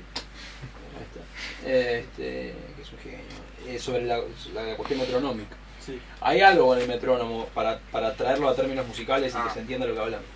Tiene que ver con que cuando vos tenés alta densidad cronométrica, o sea, ataque, hay toda una cuestión mucho más fácil de tipificar. Y cuando vos tenés tempos más lentos, esa fluctuación genera como un caldo, un tuco. Volvé a la figura anterior. Sí. Donde sería mucho más común, en términos musicales, pensar en un punk rock, como la figura de la izquierda, y pensar, no sé, en Brit de Pink Floyd como la figura de la derecha, en términos de sensación de ensamble, ¿no? Perceptualmente hablando. Y eso es una cuestión estrictamente musical, que tiene que ver con los transitorios, pero tiene que ver con los BPM, no con el ataque en sí. Y por el desarrollo de las envolventes por ahí que llegan a estar en circunstancias más de totalmente, más vale. Claro. Pero eso tiene una complejidad que nos excede, como muchas otras cosas que hablamos. Sí. Pero ahí ya es como claro. El modelo que les voy a mostrar ahora mezcla un poco estas cosas. Las cuestiones de longitud de onda para tipificar los tamaños de las fuentes y las cuestiones del BPM para ver qué tan grandes son o qué tan chicas en términos de la sensación del ensamble. Bien. Bueno, acá lo que... bueno, básicamente lo que se muestra es que, no el rectángulo como dije antes, que es el ambiente, que es la habitación o el lugar donde esté, que se representa si es más grande, más chico en relación a las fuentes. Claro, y ancho. Y ensamble, ¿no? Sí, ancho y alto. Claro, pero fíjate que esto específicamente es ancho. Vos tenés el ancho. Claro. Este es ancho y después creo que está la otra figura. Sí, claro. Que dice, o sea, dice ancho del ensamble, ancho de la fuente ancho de la y ancho de... Y por acá está el otro. Y ahí tenés la profundidad. Claro. Lo mismo, del ambiente, del ensamble, en este caso agrega a la escucha también. Y bueno, nada, nos pone la distancia, se marca la distancia entre la escucha y la fuente y la distancia en el ensamble, que es O sea, la distancia es una distancia promedio, más o menos, entre la escucha y el ensamble, porque es más o menos en el medio del ensamble, la escucha exacta, digamos. Por decirlo de alguna manera, sí. Claro, más o menos es a ver, algo más que iba a comentar de esto. Ah, después algo que me comentó Lea, que estuvimos hablando, es lo de esto, pero llevado a las fuentes de diferentes colores, ¿no? Ah, claro, la modelización, sí, ahora lo hablan. Y tamaño. Entonces con eso definir un poco también los colores, por ejemplo, acá no sabés qué es cada fuente, o sea, si estamos en una orquesta es un instrumento diferente, pero yo no sé cuál es cuál. Ahí te ayudo con algo para que se pueda entender. Aparece el concepto de componente para explicar eso. Claro. Puede haber distintos componentes, pueden formar una fuente, o distintas fuentes pueden formar un componente. Exactamente. O sea, por ejemplo, podés tener el bombo que tiene dos componentes muy pregnantes, como están acá, dice por ejemplo 80 Hz y 4000 y están graficados acá. O puede ser que entre el bombo y el bajo esté todo tan difuso que eso mismo hace una fuente. Claro. Exactamente. Y esta modelización que le sugieren a Ramsey como una crítica constructiva al paper aparece recién en el año 2004. Entonces es interesante porque te da herramientas como para poder pensar la modelización. Nosotros que trabajamos todo el tiempo en audio mezclando y decimos, bueno, un tambor, sí, a ver, un tambor de rock. Y bueno, está en 200, está en 1500 y está en 8000. Bueno, perfectamente podemos pensar en una modelización que tiene 3 componentes para una única fuente. La fuente es el tambor, los componentes son esos 3. Eso puede ir metido dentro del esquema del espacio y empezar a constituir un ensamble con el resto de la fuente. Por ejemplo, en el bombo, esas dos, para que lo entiendan los que no, uno es la parte gorda del bombo, lo bajo, y lo otro es la patada. Exactamente. Entonces ahí ya tenés dos componentes. Y hay bandas que lo pueden llegar a usar como dos y hay bandas que lo pueden usar como uno. Eso después va a elección. Pero lo mismo pasa con los bajos, con las guitarras. Mientras más veces le hagan destacar en la frecuencia, más componentes van a tener. Bueno, muy bueno ese, che. Claro, bueno, hay ejemplos del component. Bueno, no sé si alguno quiere... Los chicos estuvieron laburando, haciendo algo muy interesante, ahí les voy a dar una mano para poder que se animen a hablar, que es cómo hacer análisis para poder extraer información que permita modelar una escena. Porque las preguntas que surgen a través de esto justamente tienen que ver con lo que mencionaba Ezequiel recién. Si nosotros podemos mensurar intensidad y tiempo, ¿cómo podemos mensurar espacio? Y a lo mejor nos podemos agarrar de la información que ya podemos mensurar para poder mensurar lo que queremos mensurar. Entonces, si usando FFT podemos analizar frecuencia, usando RMS podemos analizar intensidad y usando ADCR podemos usar tiempo, para los que no lo conocen, son métodos ya de análisis para esos ejes que existen hace un tiempo largo. A través de un análisis bastante crítico, en términos de dedicarle cariño, amor, pasión a una determinada sección musical, podemos obtener datos duros que nos permiten constituir la escena. Y eso fue lo que hicieron los chicos. Antes de dejarlos hablar y comentar lo que hicieron, que estuvo bueno, ¿eh?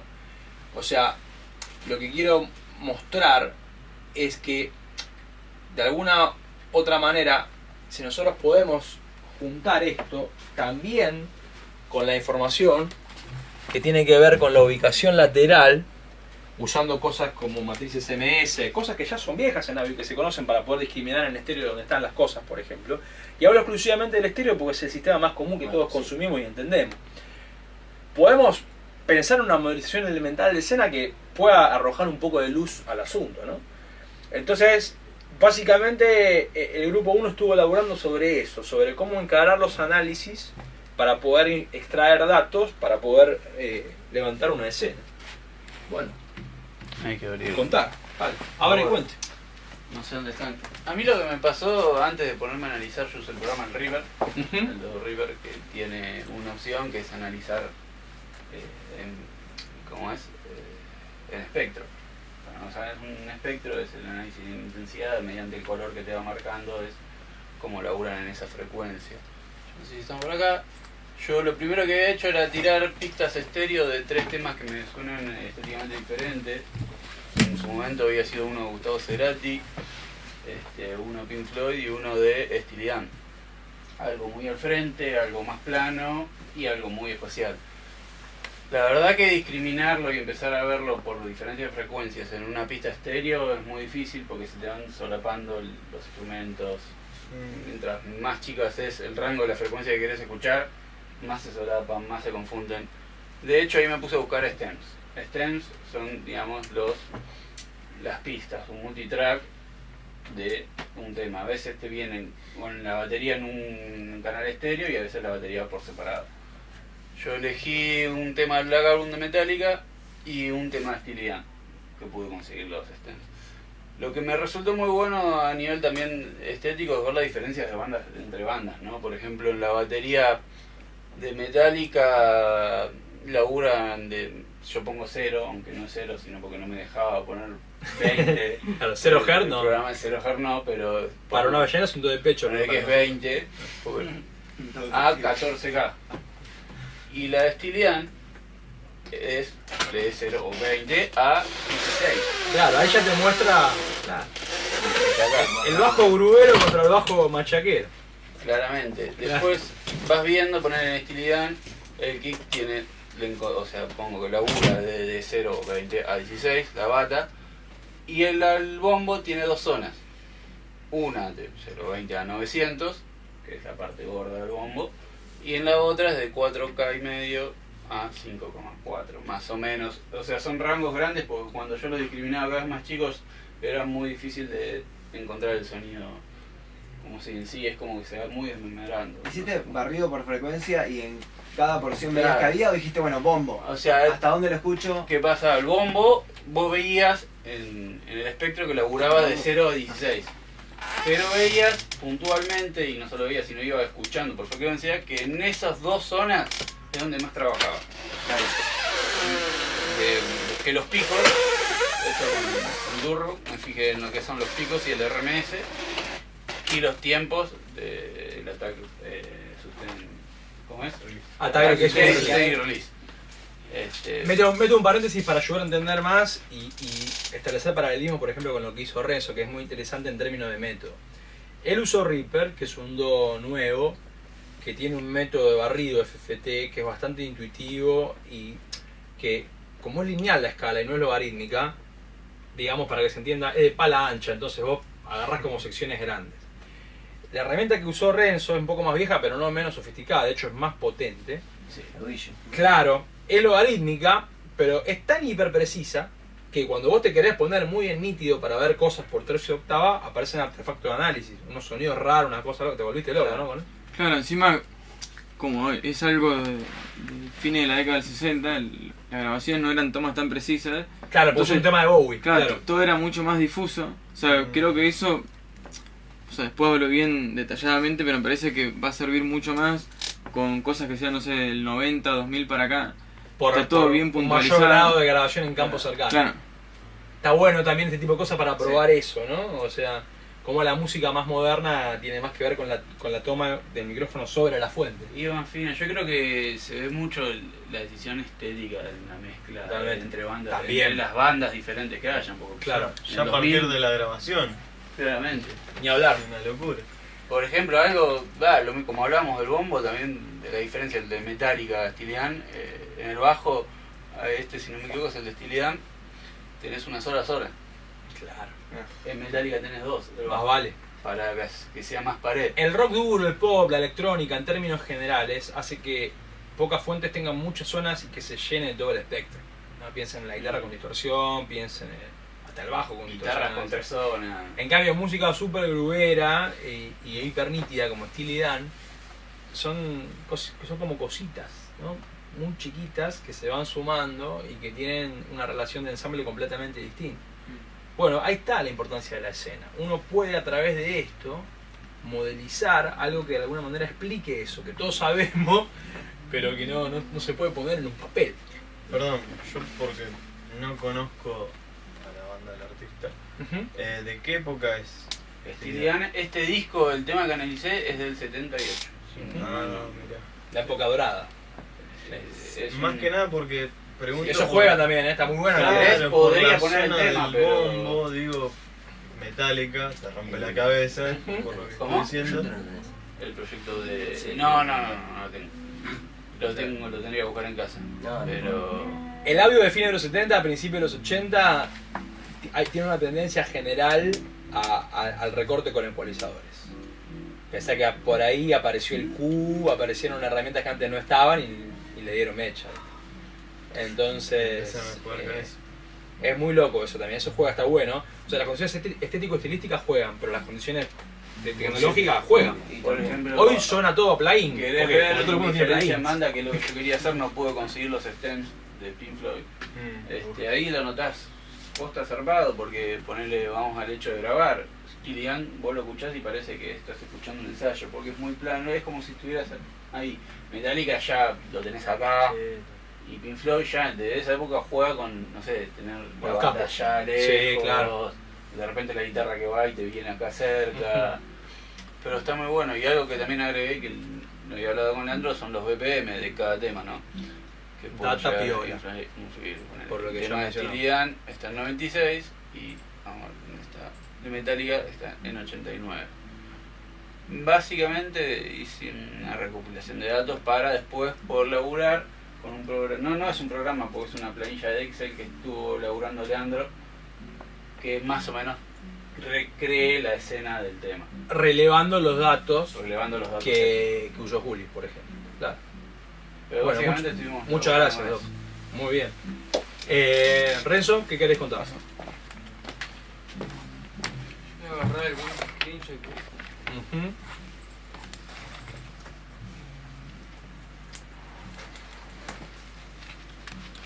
Los datos más relevantes que tuve fueron las mediciones de RMS y ASR, o sea, las envolventes y una suerte de promedio, digamos, de la amplitud.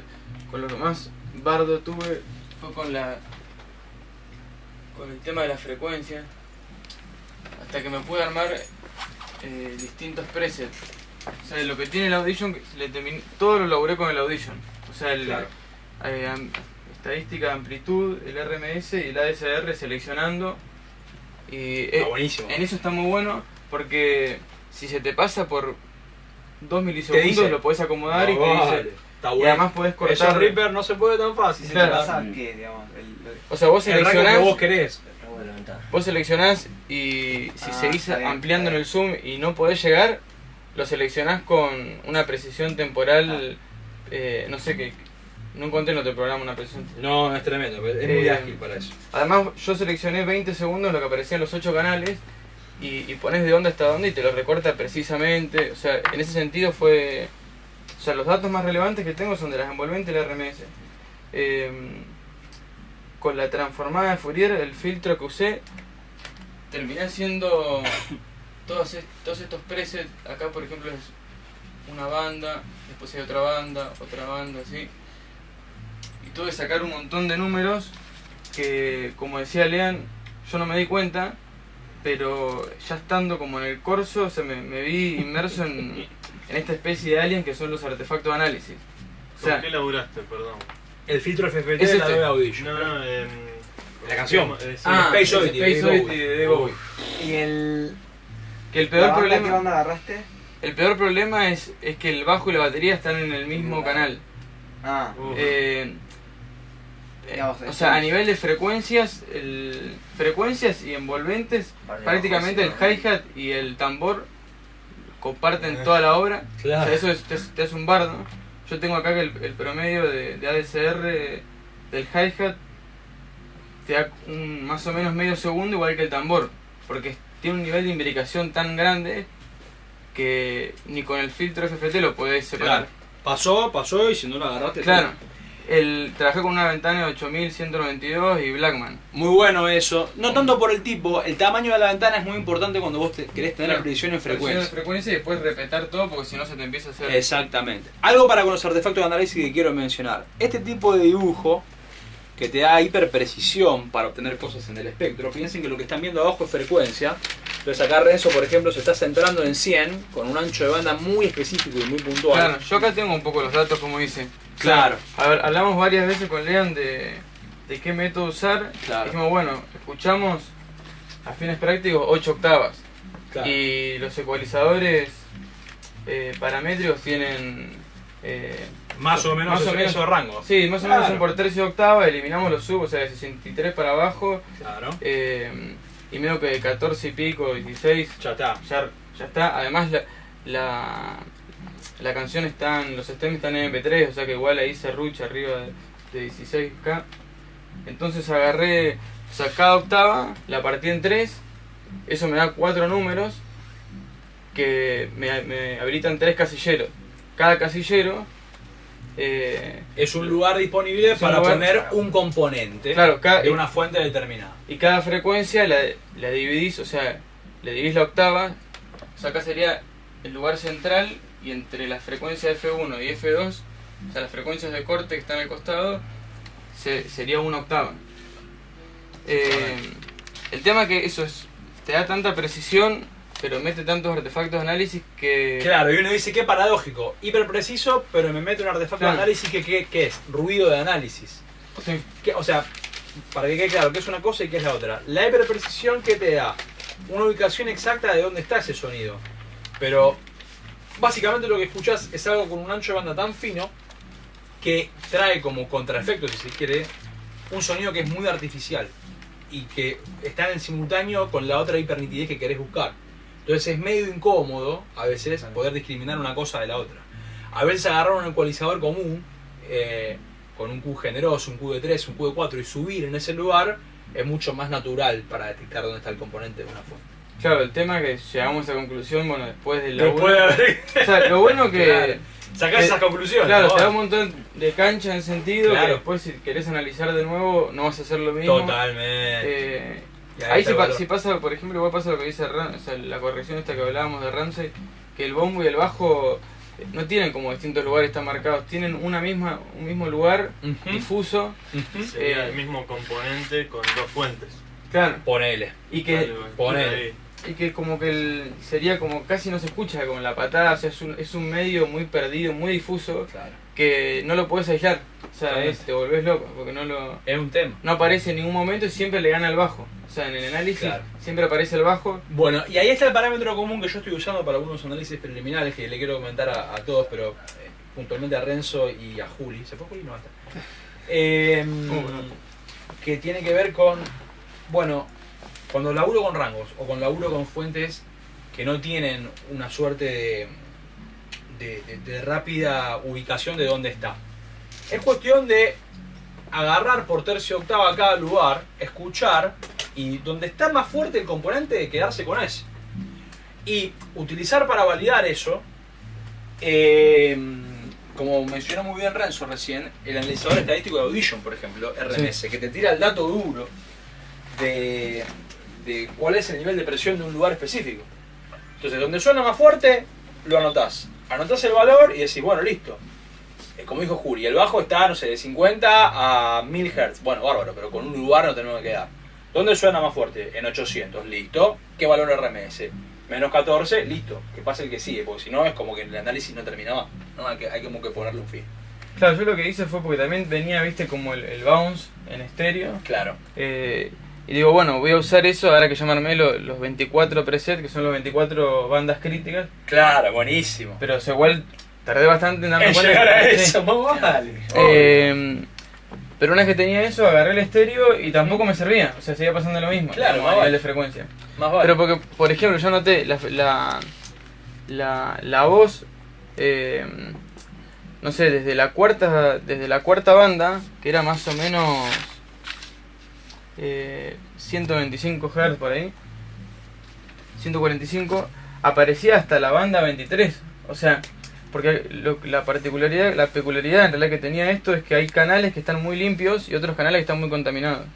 Por ejemplo, una guitarra, ahí pasa lo mismo, una guitarra con el stylophone, ese sintetizador. Sí, viejo, claro. Lo que hace también forma una misma fuente. Claro, o sea, un mismo componente entre las dos fuentes. Y están ahí. Y hay que se toma la decisión, para mi manera de verlo en ese caso, de que es una única fuente. Claro, yo para el RMS hice eso. Claro, o sea, lo tomé como una sola fuente. Sentido común, claro. Pero después por ejemplo, para envolvente no, lo separé porque atacaba más veces, por ejemplo. Está bueno también. Está bueno tener esos datos. Bueno, fui como arreglando así y quedó como una base preliminar para hacer un análisis para ir con un poco más de basamento. Y ahí te tomo la posta. Gracias, Renzo, muy bueno. Porque con este tipo de dato duro, uno puede hacer cosas como estas que ven acá. Lo que están viendo acá no es ni... Ay, mirá qué lástima. Bueno, no importa. Lo que están viendo acá es... No es Space Oddity, no es Metallica, no es Steely Dan, es una escena genérica. Relevo rápidamente los datos de la izquierda, o sea, están discriminados por tercio de octava en frecuencia, algo bastante común, o sea, viene de cómo escucho el oído interno, ¿no? Por bandas críticas. Y ahora les explico yo cómo obtuve el radio y el diámetro de las fuentes que ven acá.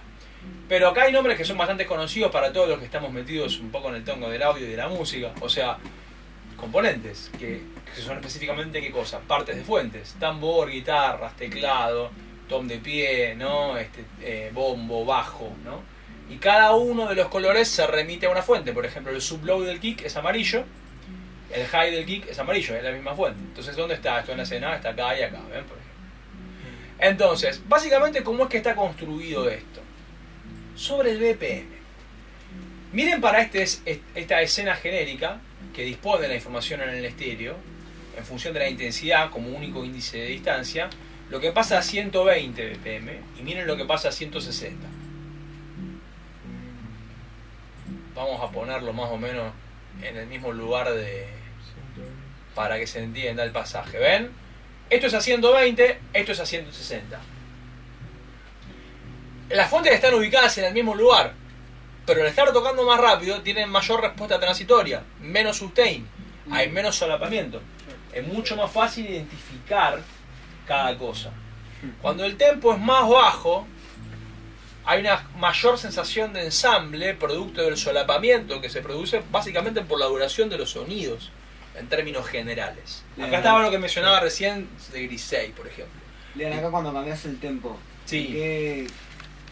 Ahora me lo dijiste, pero necesito recordarlo. ¿En sí. qué momento está la variable de tiempo, BPM, dónde está? Bueno, ahí vamos a explicar eso, pero primero quería mostrar el edificio antes de mostrar los ladrillos. Para mostrar los ladrillos, vamos a remitirnos un poco al pizarrón. Miren arriba, yo me estoy agarrando del concepto de longitud de onda, como siempre me han sufrido como profe. Que es un concepto central para entender muchas cosas. Y entre ellas, no solamente el tamaño de la oscilación, sino una unidad de mensura que depende de los metros por segundo, justamente para adosar un valor a ese tamaño. Entonces yo tengo el BPM que es bit por minuto, o sea, golpes por minuto. El BPS que es golpes por segundo. Entonces obteniendo ese valor de dividido 60 lo tengo.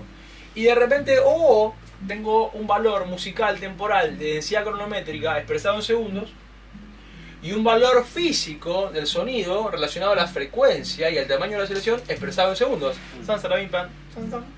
Pará, los BPM son específicos de esa fuente. Sí, esto es genérico. No, pero digo, no es el arroz con leche, ¿eh? Ahí el número en BPM no va a ser el mismo analizando el hi-hat que el bombo, digo. Claro, muy bien. Esto después se puede modelizar. Porque si vos, por ejemplo, tenés negra, va a ser 120. Si tenés corchea, va a ser 240. Depende de la canción. Exacto. Puede ser el genérico de la canción o puede ser el de la densidad cronométrica específica de cada fuente. Ya que el destripador dijo, vamos por par. Entonces, contemplando esto, si vos obtenés el cociente de la velocidad de propagación, de la longitud de onda, perdón, acá chingué. Estoy cansado del fin de... De la longitud de onda específica de una frecuencia, ¿no? X sobre los bits por segundo que vos querés trabajar, vos podés obtener el radio de algo.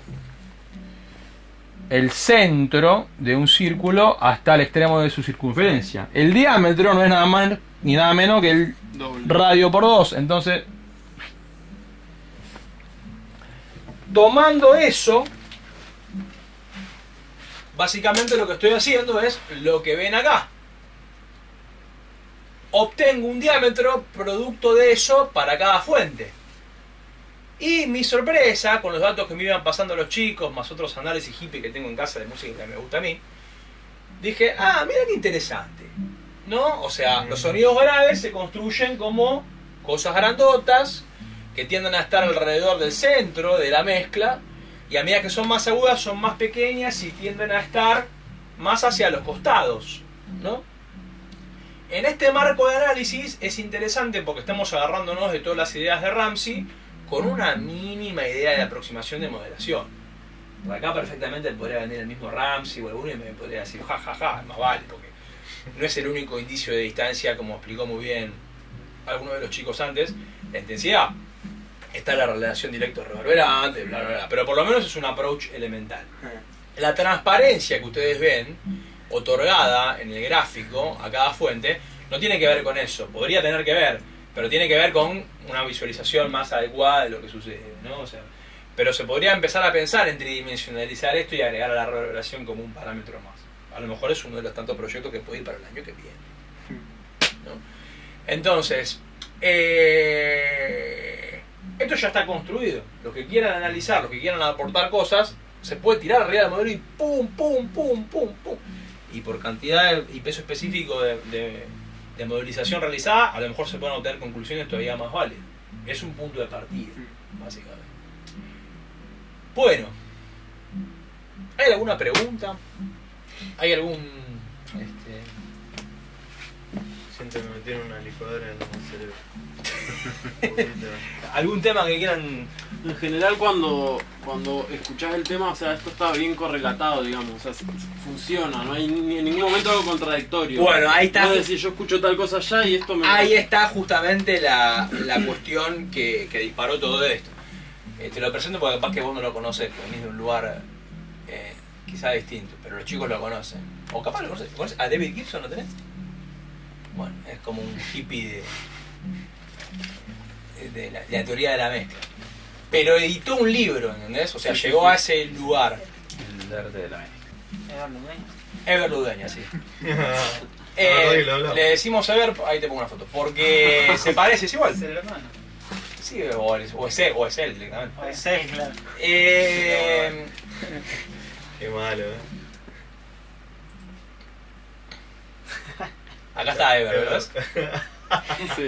Es surrealista. Es surrealista, aparte. Tiene videos en YouTube con toda esta cuestión de Paint de Windows 95 atrás que se mueve. Está buenísimo. Está buenísimo. Lo que tiene que no es mesurable y tampoco tiene, como decís vos, Usa el modelo todo el deep and wide, o Claro, sea, usa la altura para expresar que si es agudo está arriba y si es grave está abajo. Claro, pero digo, si vos querés, no tiene un medio para traducir eso, digamos. Se basa en su experiencia. Claro, es un flash. Pero ¿qué pasa? Vos agarrás el modelo que tiene, no sé, de Sledgehammer, de Peter Gabriel, y lo escuchás, creo que es este mismo, mirá, y decís, y no es loco lo que flasheó. Está ahí. Ahora, no lo puedes fundamentar.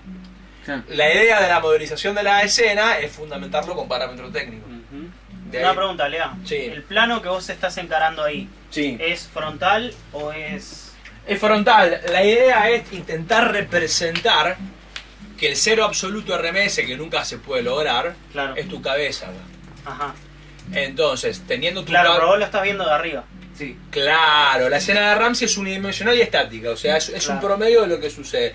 O sea, tiene una alta eficiencia ¿dónde? Para una determinada sección de una canción, por ejemplo. Claro. Perfecto. Donde hay un basamento armónico, hay un ostinato rítmico, o sea, hay como una cuestión que se puede realmente promediar. Claro, por eso la idea bidimensional era que elijamos un fragmento en Claro. el que esté sonando el tutti, porque si hay una cosa que no está, Exacto. es como que vos pones ahí y no aparece. Totalmente. O sea, poner, no sé, un estribillo que la guitarra sale y de Totalmente. repente no está. Y otra cuestión muy importante para composición musical y para análisis es ver cómo de sección a sección la escena cambia.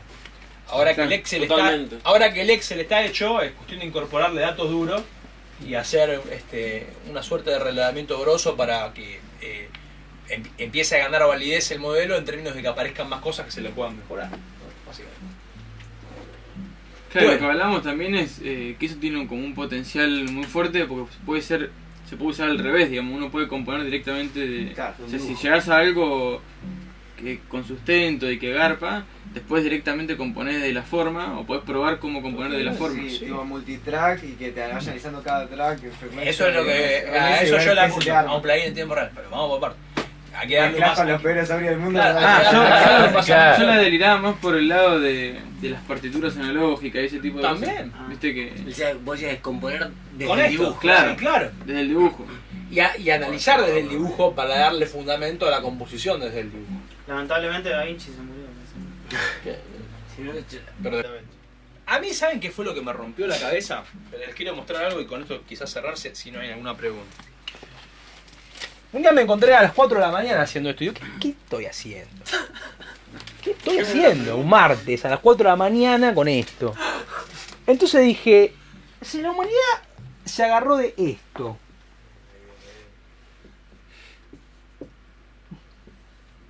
¿Vas a hablar de los marcianos?